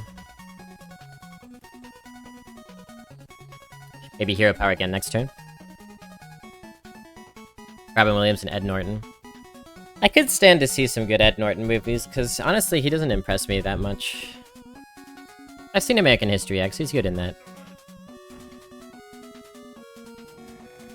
Genesis, Paradise Lost challenges our culture's indoctrination into the evolutionary worldview with biblical and scientific facts. Ooh. Maybe I know what the next house movie night is going to be. I've already made them watch God's Not Dead, We the People.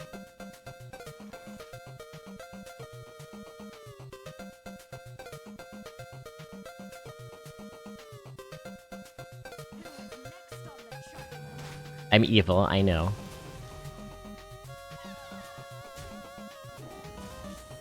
I would like to clear the totems, I think.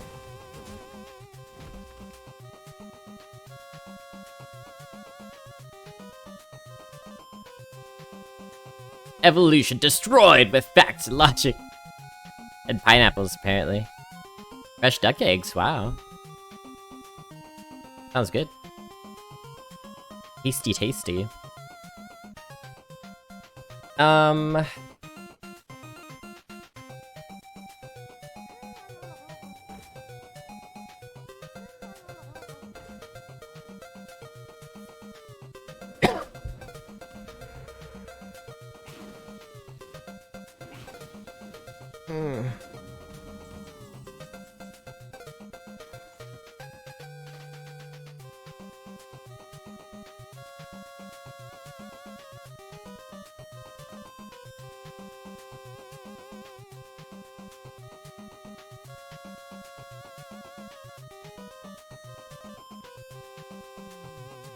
Interesting.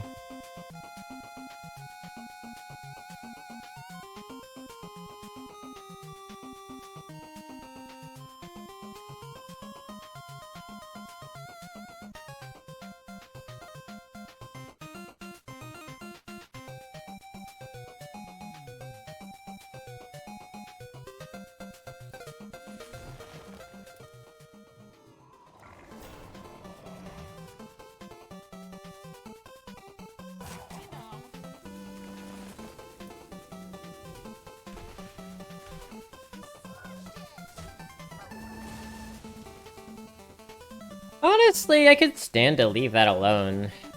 I get another 1/1 rush. What's the big deal?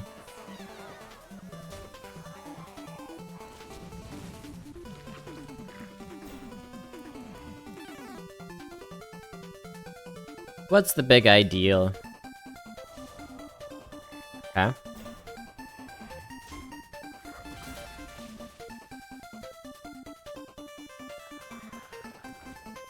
Yeah, another wrinkle to the conversation is...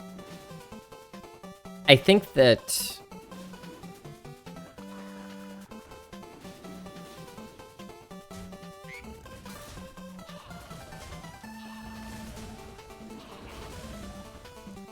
Alright, well, that was a little bit more powerful than I was exactly anticipating, but it's not a big deal.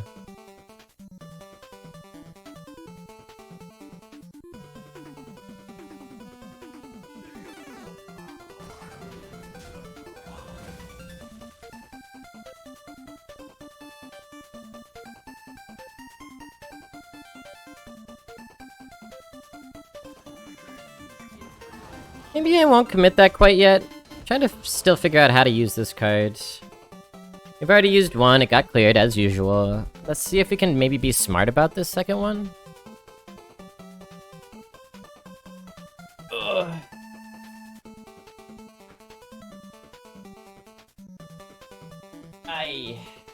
Yeah, are they good, Tamakato? I'll watch them if they're good.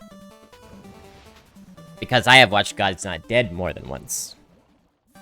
I've only watched God's Not Dead 2 and God's Not Dead 3 and God's Not Dead We the People once each.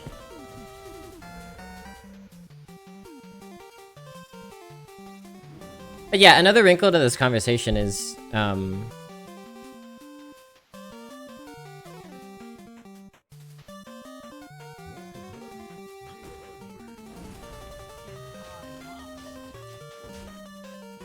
I think and this is true of any art form, not just movies. I think we have an extraordinarily narrow view of all that the medium contains. Because there's just like, there's this narrow slice of movies that we grow up hearing about all the time, and it's also very generational. Like for the generation before me, it was Ghostbusters and Goonies. People in my generation didn't talk about them so much anymore. And the generation after me came up on all the Marvel movies, right? For me, it was like Jurassic Park and Toy Story and stuff like that. Mothership, I haven't seen that all run. Like, it literally might be the first or second time.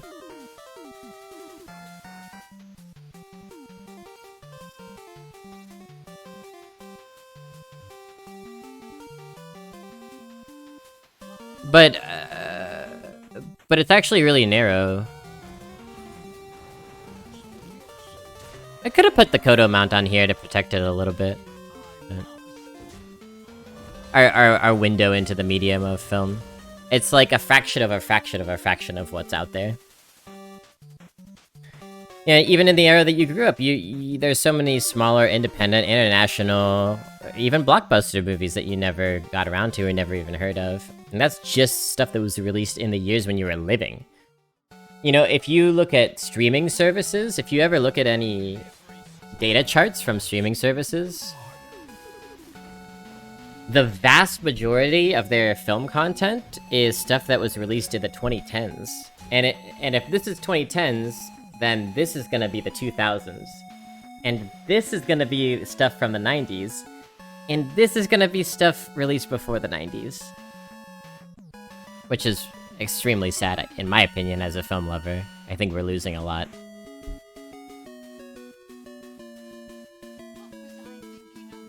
Uh, 11, 15, 16, we're one off.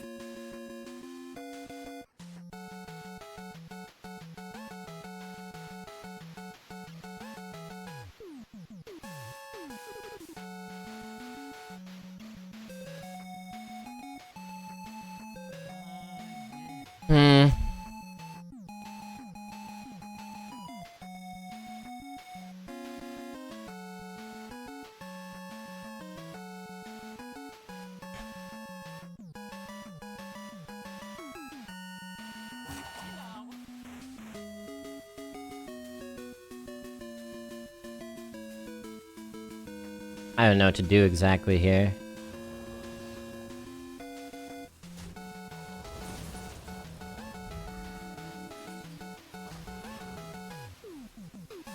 Me. God damn it, dude! What am I doing? What a disaster. Well, they're in the game still now. It's my dumbness. Hey, it's my first it's like my first full day in the meta, so I'll be generous with myself. I'm still figuring out all the interactions and stuff. Oof, value.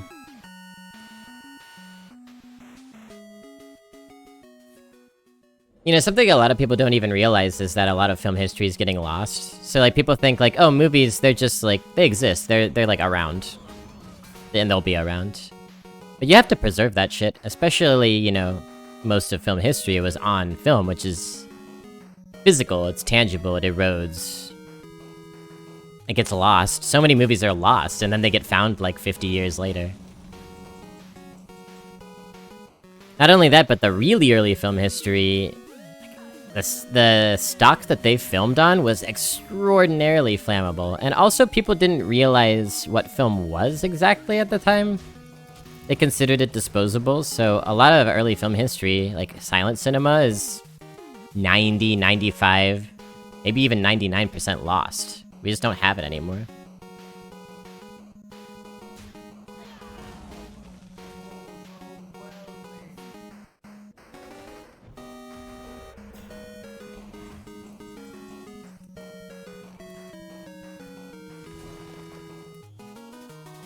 And part of that is because, of, like, horrible fires.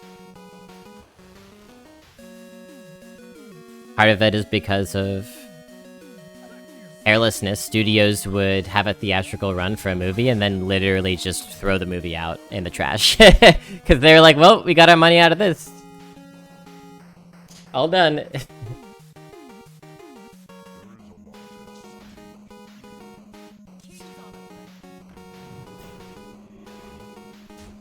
I am We the People. That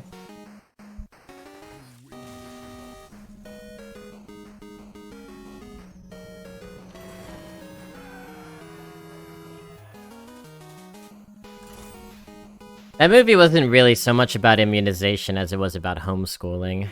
Or whatever that's worth. Isn't that Scorsese's big project, preserving and restoring films? Yeah, he's done amazing work on that. In fact, he founded the major institute for film preservation that we have right now. So, like, again, like, Scorsese's been getting, like, kind of shit on in the popular discourse for the last 5 years because he said something vaguely disparaging about Marvel movies, which in my opinion deserve to be disparaged. And all the Marvel fans have been like, oh, well, your work's not so special, whatever, you don't really understand movies, blah, blah, blah. He's part of fucking Scorsese. He's got more understanding of movies in his hangnail than you have in your whole self. How about that? Got him. But he's also done so much to preserve film history. This is clearly a guy who cares so much about movies. And not only just movies that he thinks are good, he cares about preserving all of them.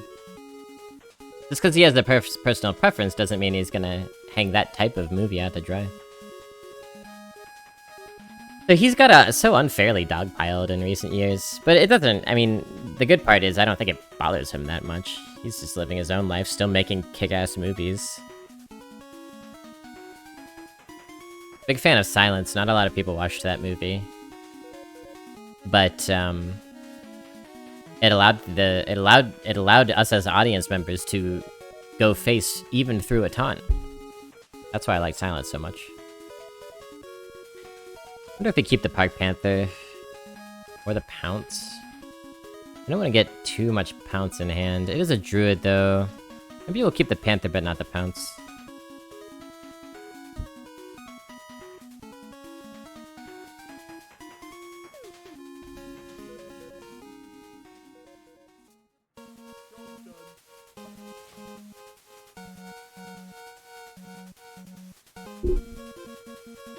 He finds good insights about the room that people miss because they're busy trashing it. Hey, there's a reason that people have loved trashing the room for so long, and it's because it's a very rich film. It's not just bad the way, like, The Eternals was bad. God's Not Dead, Capital Insurrection. I wonder if they'll do a take on that. They probably won't touch that, it's a little bit too hot.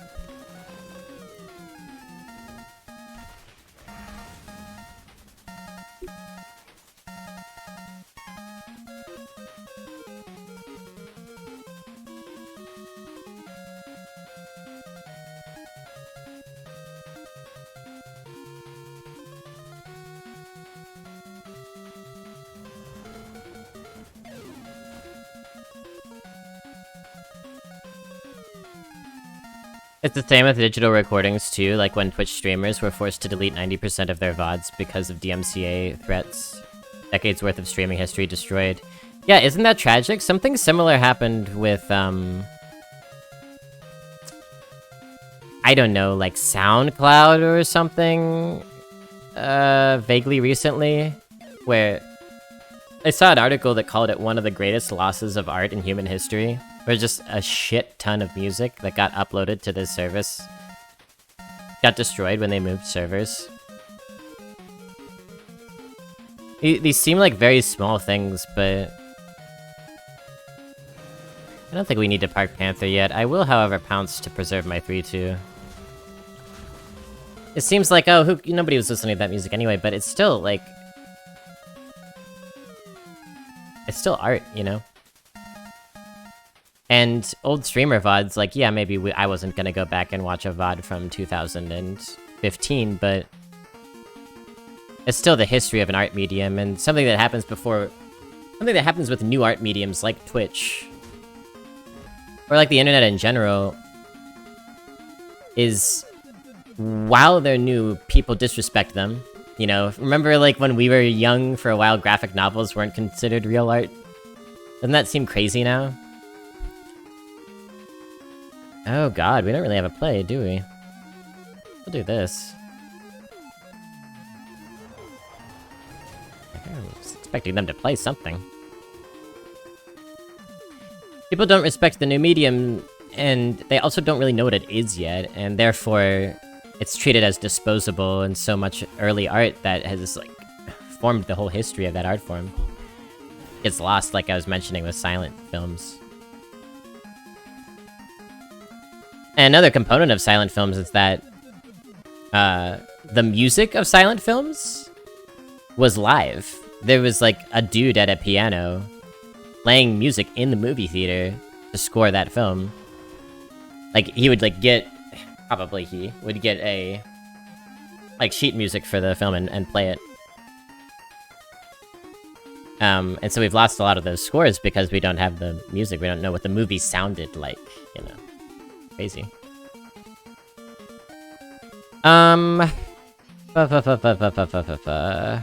Spoiled for choice here.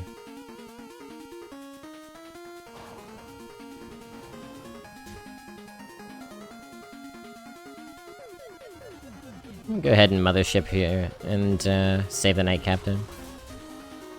But yeah, it's maybe not exactly the same thing, but definitely comparable, Robopop. And it especially stings in the case of Twitch VODs, and I've seen so many streamers talk with such sadness about losing their old VODs, like speedrunners who are like, yeah, I had all these runs that I wish I had access to. The thing that really stings about it even more, 5, 9, 10... 5, 9, 10. 5, 9, 10, 11, 14.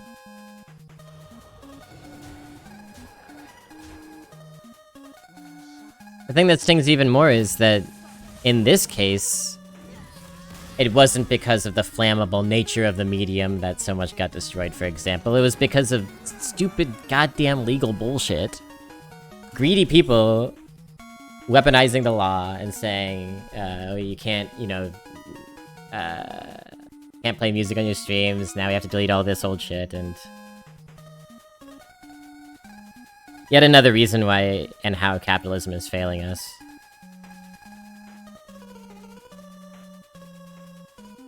Whole eras of art are being obliterated because... some dudes want to put a little bit more money in their pockets.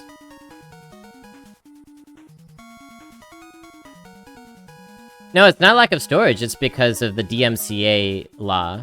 So the same reason that I can't play music that isn't video game music is the reason that the old VODs had to be deleted. Because of copyright stuff. But capitalism's the most efficient way to organize our resources. Anyway.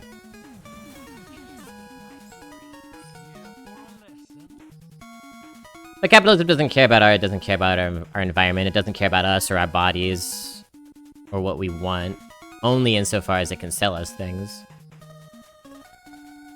And we just gotta kinda get used to that, so that we can fight it better. We could keep this... this This I'm not sure. Maybe we throw that away, we might corner 5.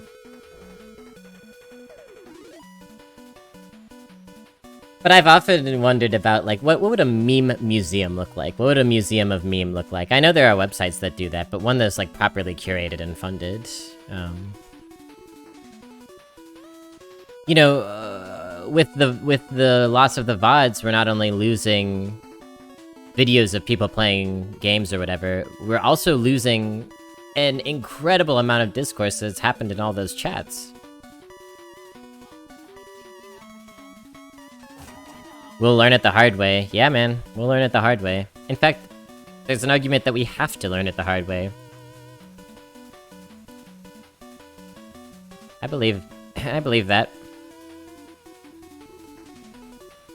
I don't know whether to coin here or not. Let's not. Let's wait. You know, somebody was just making the argument to me that now is the first time that real change has really been possible in hundreds of years because of climate change, actually. Climate change is forcing our hand. Climate change is an unavoidable cloud looming over everything, and if there weren't that cloud, then we would have plausible deniability. We would say, okay, well, capitalism's clearly, you know, eradicating the rainforests and all that, but we've got time, we might turn it around. And climate change is saying, no, we don't have time. So that breakage, that apocalypse is actually an enormous opportunity to completely change the way that we do things. I'm not talking about Green New Deal. That's just a new paint job. Talking about, you know, revolution. Oh, look who it is!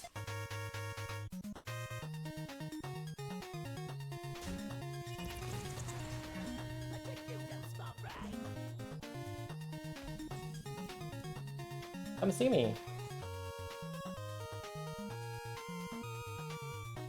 No! No, he left. Alright. I was gonna show you a cat, but...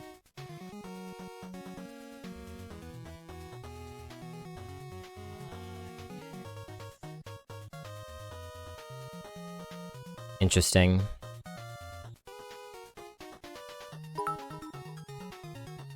I tried, I did, I really did. You tried.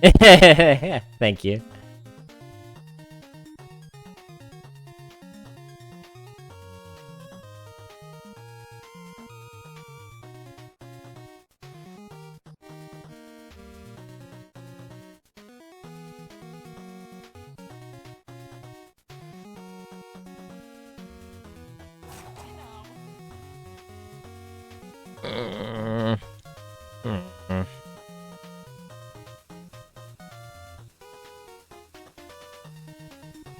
I'm gonna try something weird here.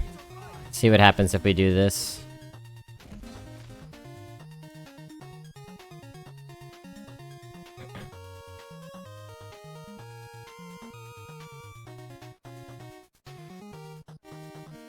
And every facet of the conversation is connected via capitalism. Because, you know, WorldCry is talking about her friend deleting old videos. All these VODs got deleted, all this music got deleted.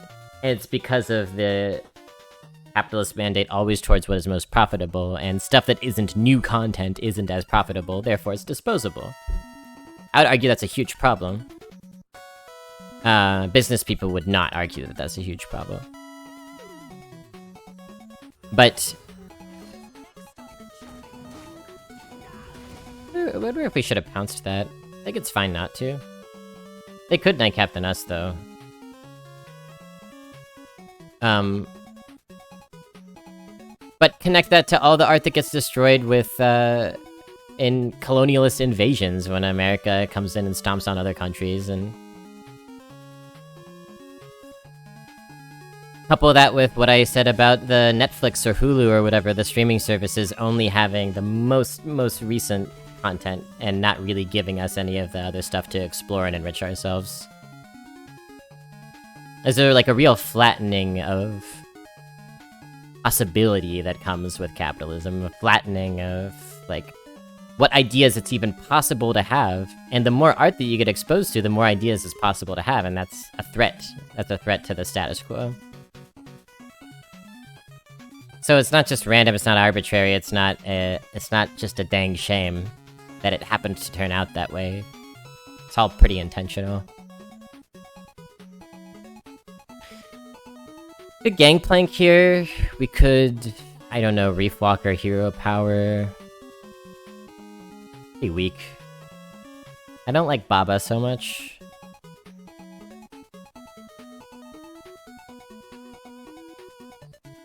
Let's gangplank and sit. We don't need to pounce because there's nothing on our board that they can really do anything about.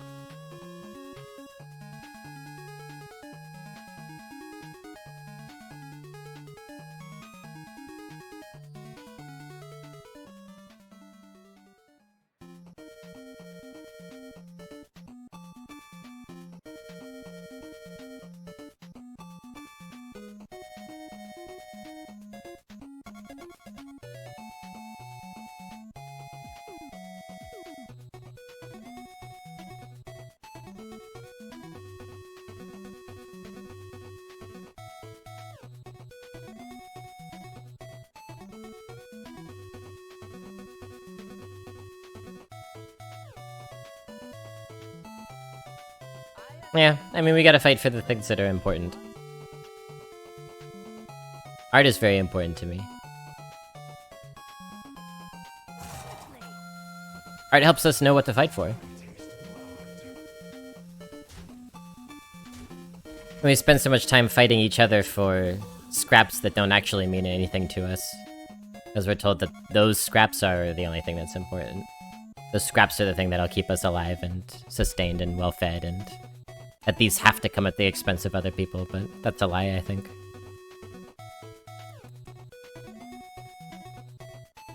There is enough to go around, we're just duped into believing that there isn't. Couple ways we can do this.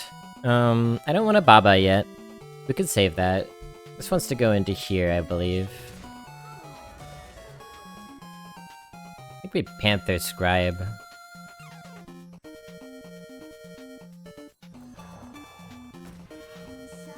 Our health is not amazing.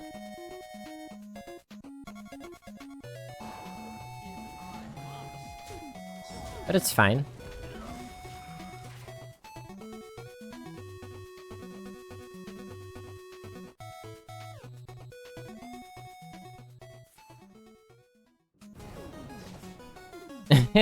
Brother Pink.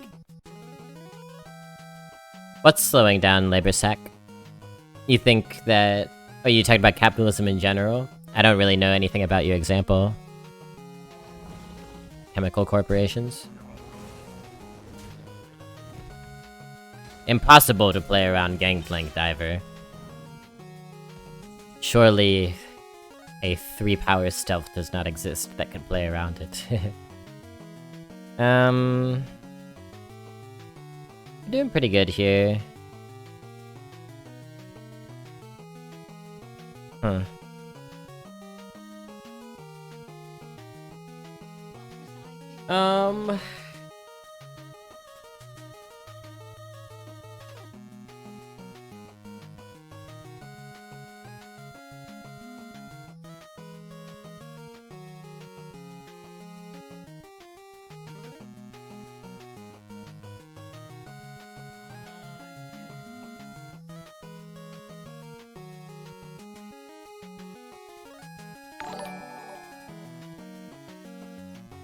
Hey Dar13, thanks for the follow. Welcome to the fun dungeon.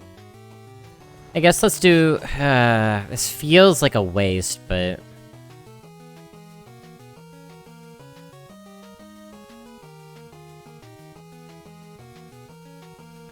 Yeah, let's do it this way. I was gonna do DID and Pounce, but... Let's be more conservative with our resources, try to stretch them out a little bit more, I think. Not sure if it's right, though. The squirrel meme where there's 5 of them, they're all happy to see each other. Yeah, that's a cute one, I like that one. I really like the Spider-Man meme of them pointing at each other, too.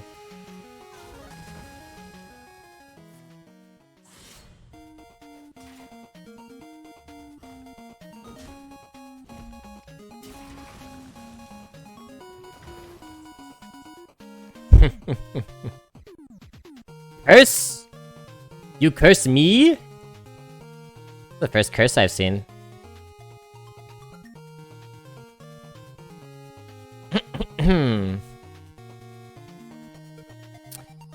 3, 5, 7.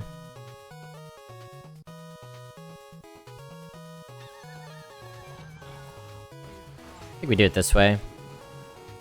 I don't care about this curse.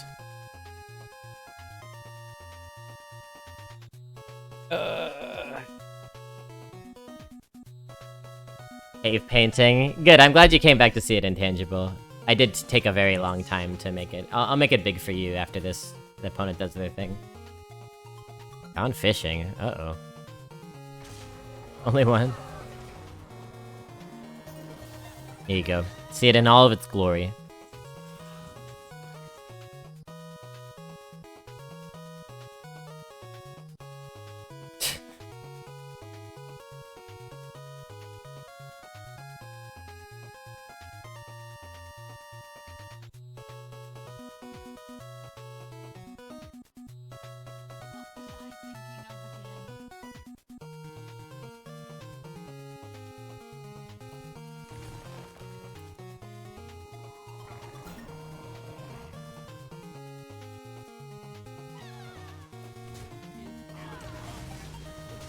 Yeah, that's the thing about this deck. You draw one Miracle Growth, and you're all of a sudden chaining Miracle Growths, and you're not really ever running out of stuff.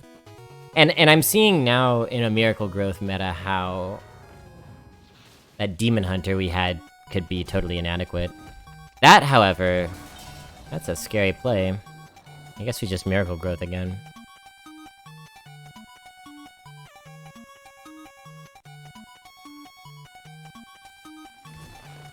This is so dumb, the way that this works. Alright. Get this guy going.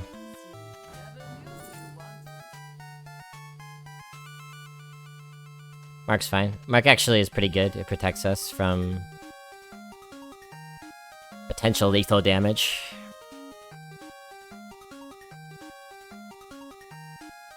Yeah. Hint, he has one fewer leg. I only have 2 legs now? Tragic. Uh-oh. You kidding me?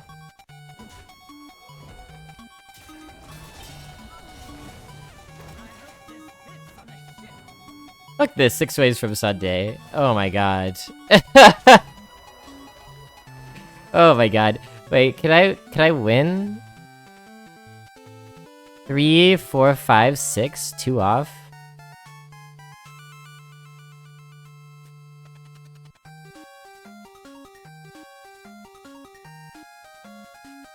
We could figure this out.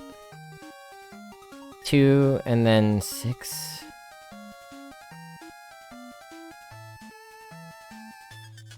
Oh no.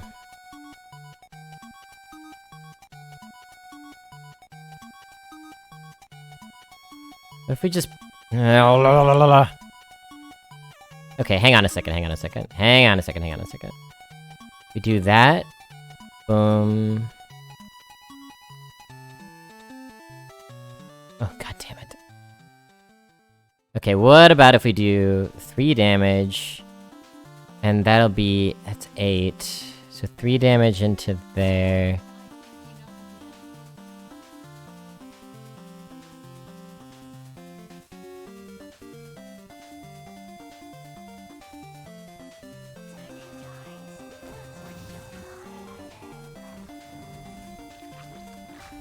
Come on, faster, faster, faster! Sure. God damn.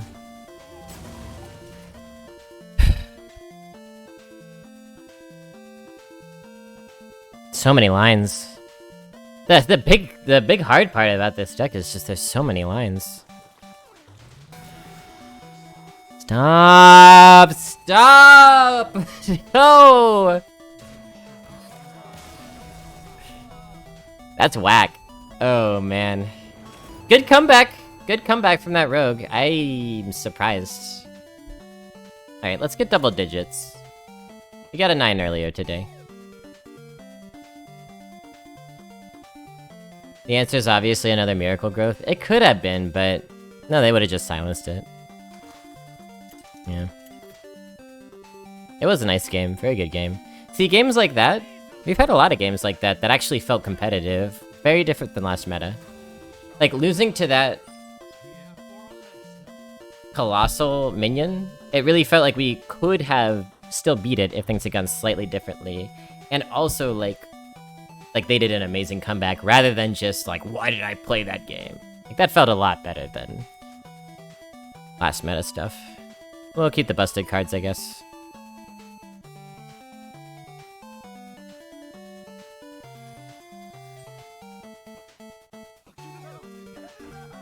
Get it out!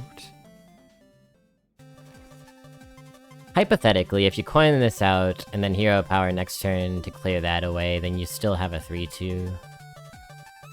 Okay.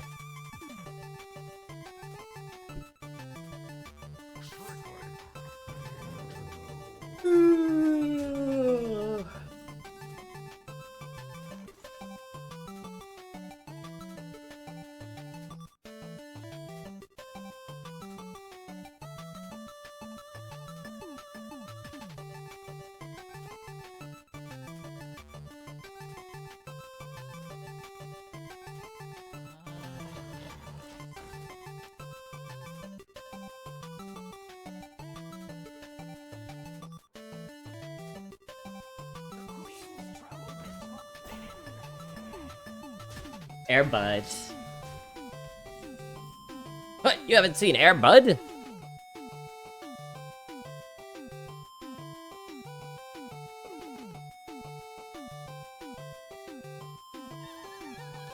I watched Airbud so much when I was a kid. Funny enough, I don't actually really know how good the movie is, because I watched it like 50 times as a child and never after that. If I had to guess, I'd probably put Airbud at like... I don't know, just put it right down the middle, 2.5 out of 5 blobs. It's like a perfectly serviceable boy and his dog story that additionally involves a very adorable dog playing basketball. Nothing wrong with that. Nothing wrong with that. Now, we've run into a bit of a stinky dilemma here. They're gonna have a poison coming out. I think... how do we want to do this? Maybe we get the Gangplank Diver out. Yeah, I think that's the way to go here.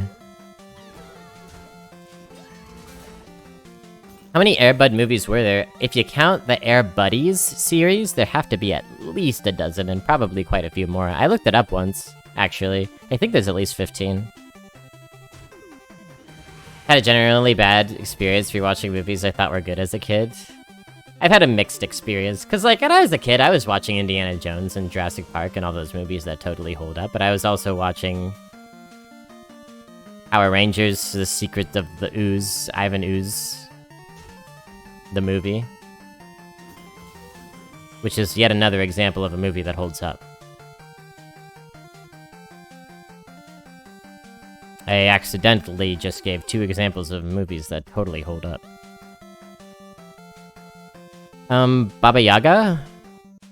Into here and the Archer, maybe?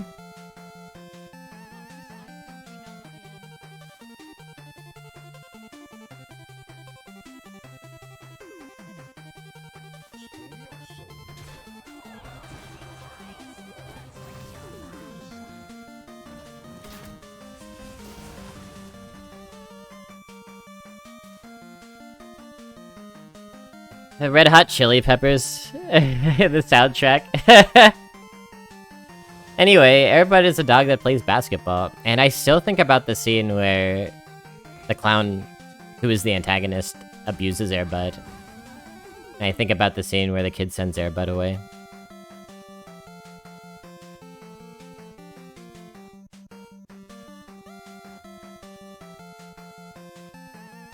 But of course, the producers recognized the primary thing that was lacking in the dog that plays basketball franchise, that is Airbud. Airbud didn't talk. Thus, we introduced the Air Buddies, which is Airbud's brood. And they all do different sports, and I believe space travel is on the table? Space Buddies, I think that one was called. Anyway, more classics of cinema history that you should be pilloried if you haven't seen. Living Roots can go face. I gotta keep that in mind.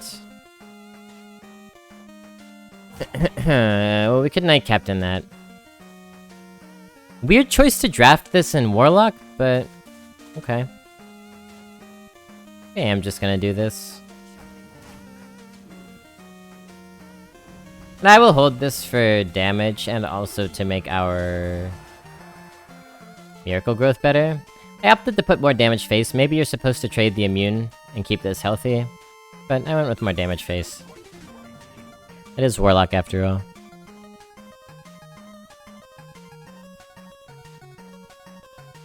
Hilariously, Sandlot was a movie that we had the VHS of that I never watched because I didn't really care about kids playing baseball. Jimmy Neutron movie? I don't think Jimmy Neutron holds up. Even the show for me. Oh, it's so ugly, man. It's so ugly. Even as a kid, I knew it was butt ugly. You know there's a new Fairly Odd Parents show that's live action except for the fairies? It looks like one of the worst things ever. It, like, it looks debased.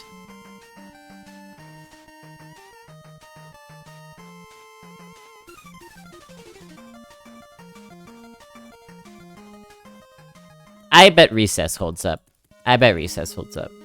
At least a good portion of it. That tracks to me.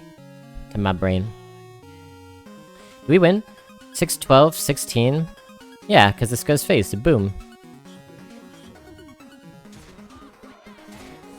Should've got honorable kill. Double digits, baby!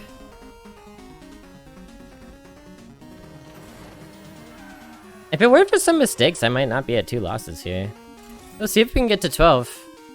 It would be a very good sign for my ability to play in this meta if we can get to 12 on our second day of trying it out. I'm looking forward to exploring some of the other classes, but not all of them. Yeah, Priest has been so bad for so long, which might actually be healthy for the arena meta, but it's a bit sad too.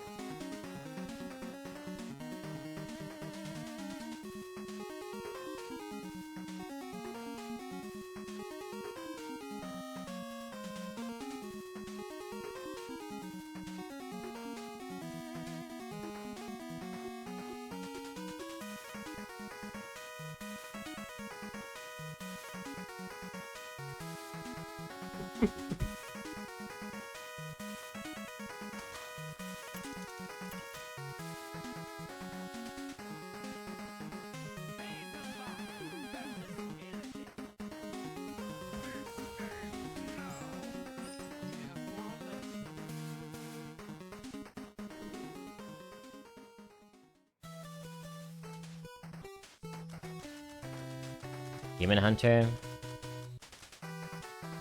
Yo, Battle-Worn Vanguard, is that in? If it's in, we might be incentivized to keep the pounce. Then again, Bone Guard Lieutenant does challenge it. Like, we put the Lieutenant down on 2. It's in. Hey, welcome back, Double RD.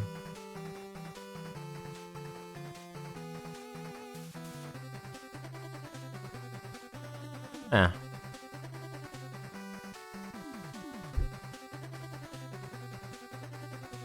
I want to find some of our busted cards.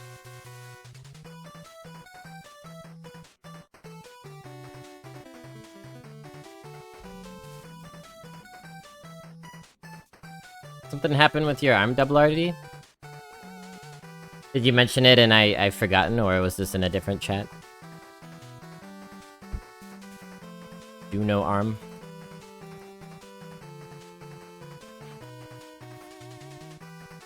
Booster! Oh, good thing. I'm glad. I believe in my area it's, I don't think I'm eligible for it yet. But I hope I get eligible soon, because I hear COVID's on the rise, y'all. Mask up. Get your boosters if you can. Get vaccinated if you haven't. Lord almighty.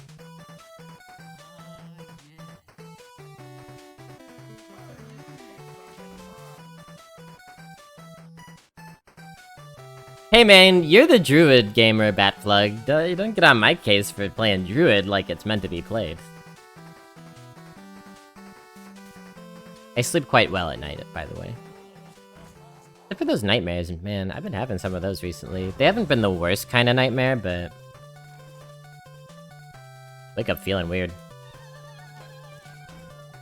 Probably because I drafted 3 Miracle Ghosts in the future.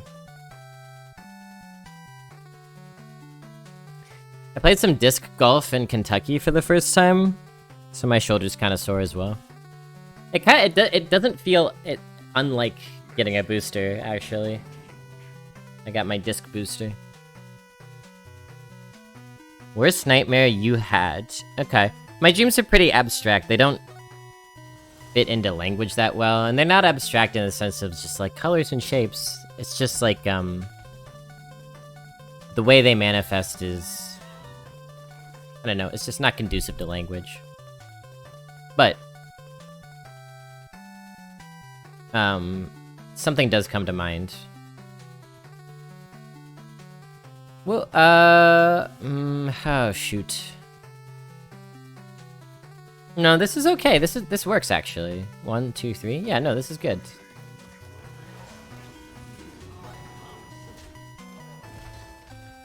Yeah, I like this. I did get the first booster, like, a while ago. Okay, that's your first booster, I see. I know that some, like, immunocompromised folks can get their second booster now.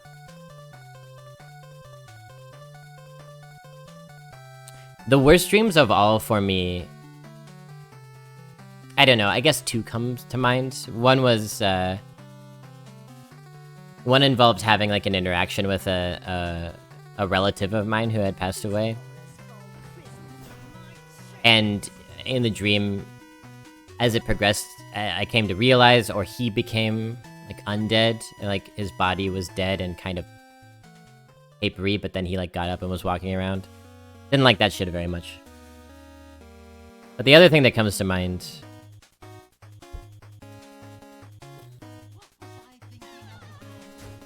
let's get some saplings, I guess.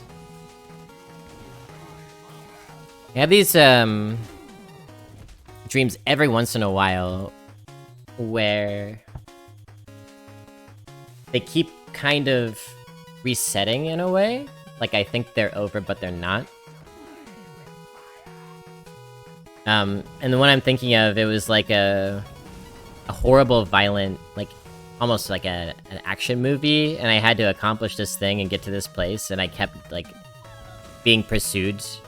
And a lot of my bad dreams are shot through with paranoia, like the whole world is out to get me, sort of a thing.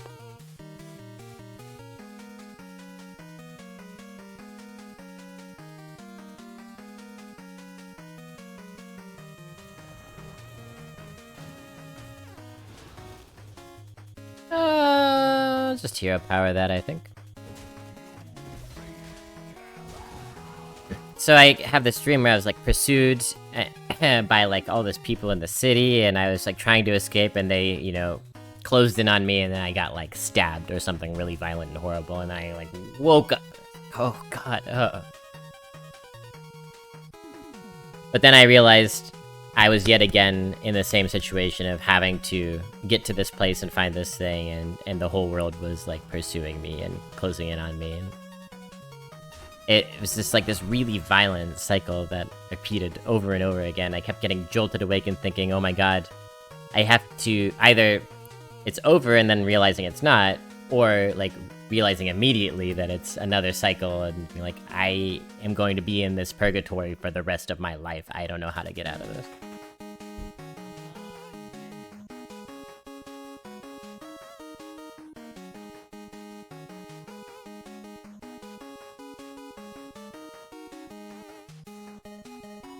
Get a couple options here. We don't have to Miracle Growth. I will, though, I think. And then decide.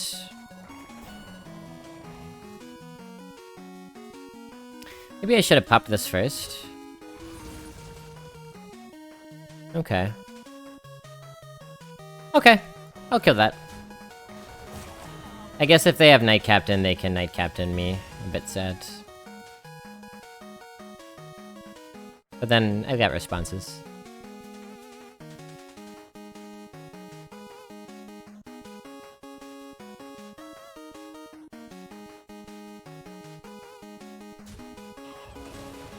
I'll trust the moderation's judgment, I suppose, in this case. Hey, there it is. My man.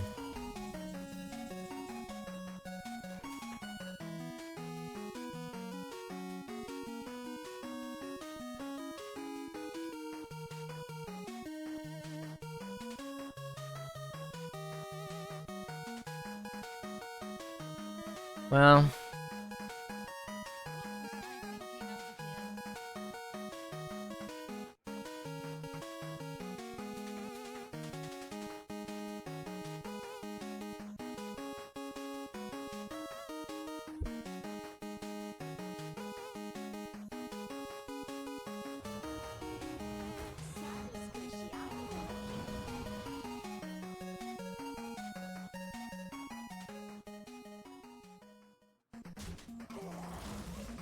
At least he has to take damage in order to...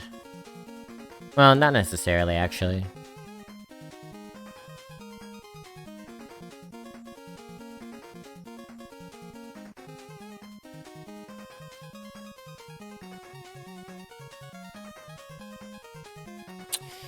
The thing that I don't experience, that I'm very glad that I don't experience, is... Well, what are they called? Ah, right. Scabies, that's it. Now, what is it called? Like, waking dreams? Not night terrors, not waking dreams, but, like, sleep paralysis? I've had only, like, a few seconds of that, just in passing, and that was horrible enough to know I never wanna... Yeah. Like, the demons floating above your bed and all that.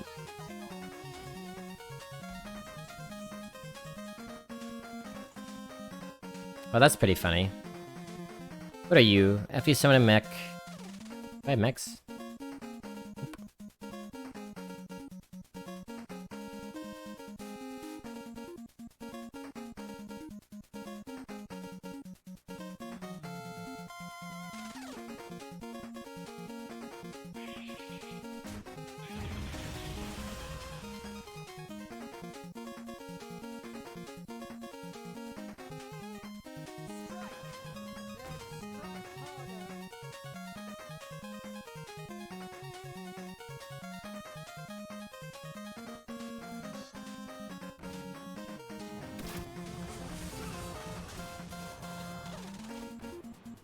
Lethal? Ramming Mount Wind Fury? Would that have been enough? Not one off? Oh, and then I have 2 damage from Archer and Hero Power. That's a good call, Skins. That's a good call. If I lose this one, it's on me. I gotta get better about checking for lethal in this meta, I think, because there are these big swing turns. I've been missing a little bit today.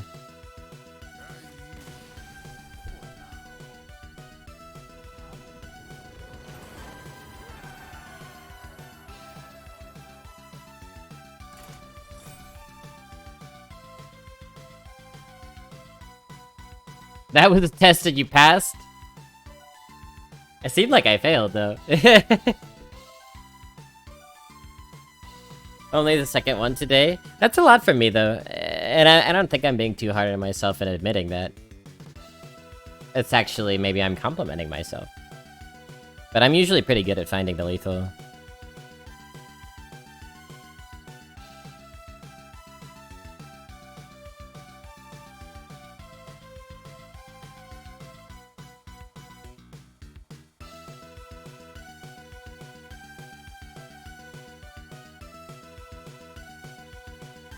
Testing Twitch chat. Ah, I understand that you're right. This whole stream has been a test. See me after class.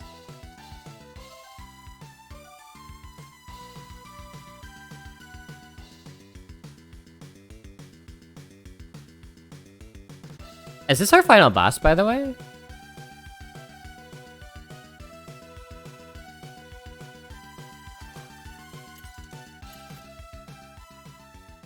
You got me talking about film history and preservation and zipped up to 11 wins.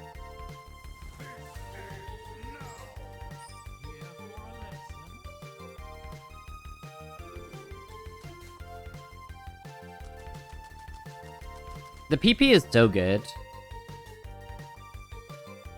Let's keep it. Oh, I love the PP.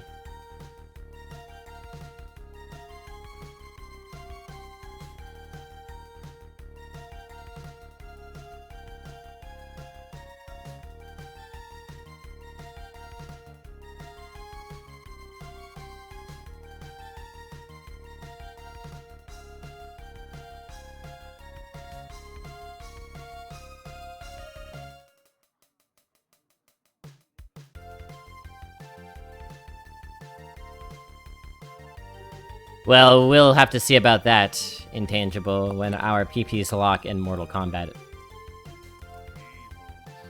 It'll be a sword fight like none have seen before.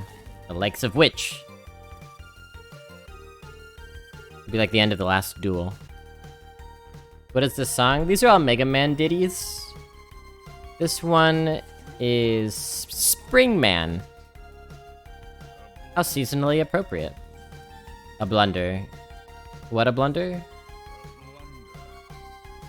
Did you not get the outcast or something? What's your damage? Are you just a chatty boy? You might get punished for keeping this if you don't find a 2 or 3.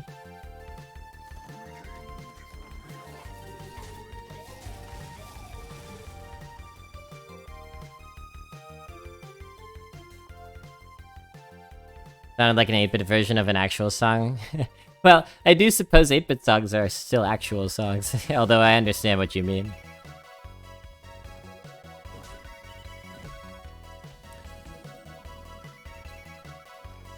Nice! Something playable. Love it. I guess the hero power wouldn't have been the worst thing, because this goes up to an extra health. I don't know, it seems like a very reasonable meta from what I've seen today. Reasonable. You can reason with it. We'll see if that expectation holds up over time.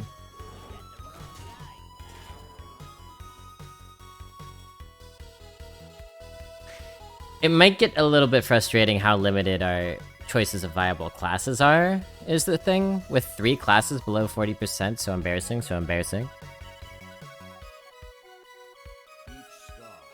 Oh. Okay.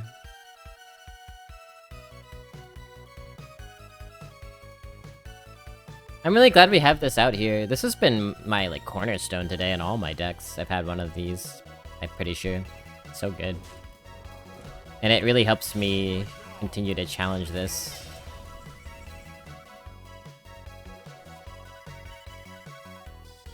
I wonder if we PP here.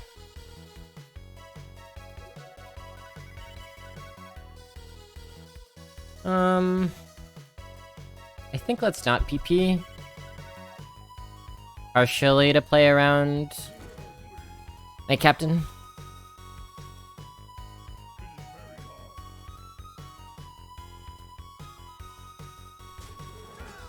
I'm gonna get some good damage face.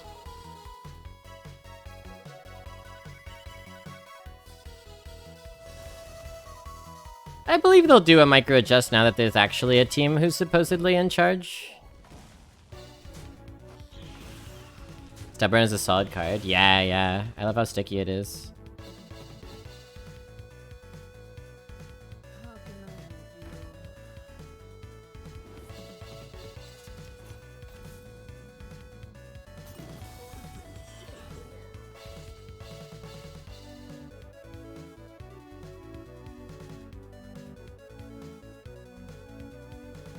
A Scar Trawler? What the? Oh, okay.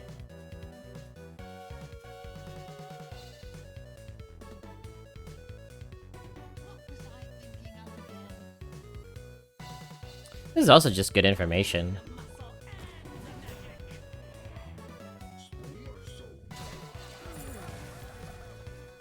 Also, you love to put the Gangplank behind a taunt.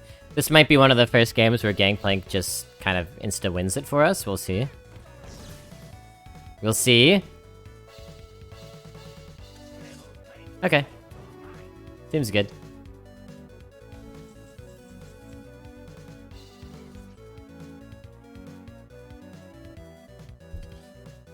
Element 12, 13. 4 off. No, not that one. Yeah, that would have been nice, huh? I guess it's not a super spell heavy meta. I've seen a lot of whiffs on spells today. Well, do we go face or... We'll get the value. Maybe I should be in more of a hurry, but if they couldn't kill our Gangplank last turn... We have another in hand, so...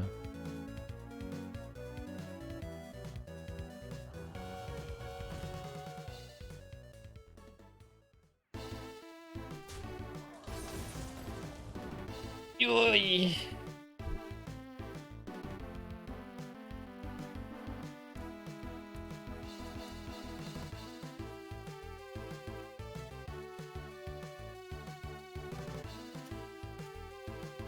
Oh, wow.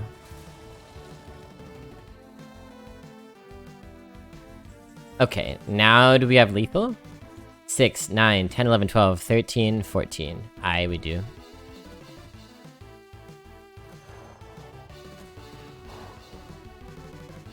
Six, 9, 10, 11, 12, 13.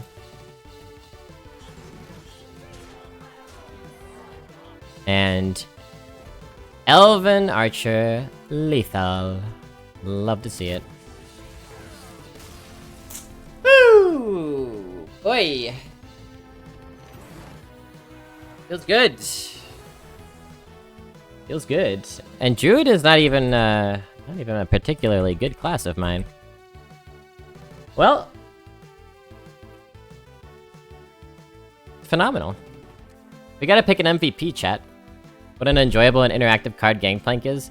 Oh, shoot. Well, I got my deck list here. You really haven't been around probably when I was talking most about this today, Batplug, but 90+% of the time I've played Gangplank today, and I played that a lot. It was almost immediately removed. So only in, like, the last game there was it the way that everyone says it is. Not saying there's not a problem with it, just speaking my experience of the day. Thanks for the congrats, Tuco. Now the Miracle Growths were... Whew, yeah. 3 Miracle Growths for the MVP. Well, now, it could be Gangplank, but you know, like I said, they kept getting removed, so I think it probably is the Miracle Growths. I can show you my deck list here. Pounces were good, Archer was good, Roots were really good actually. Nice little 1-drop that can even deal lethal damage and can remove stuff. Love Living Roots. One of my favorite Druid cards. Why is it- wait. Why am I so tiny?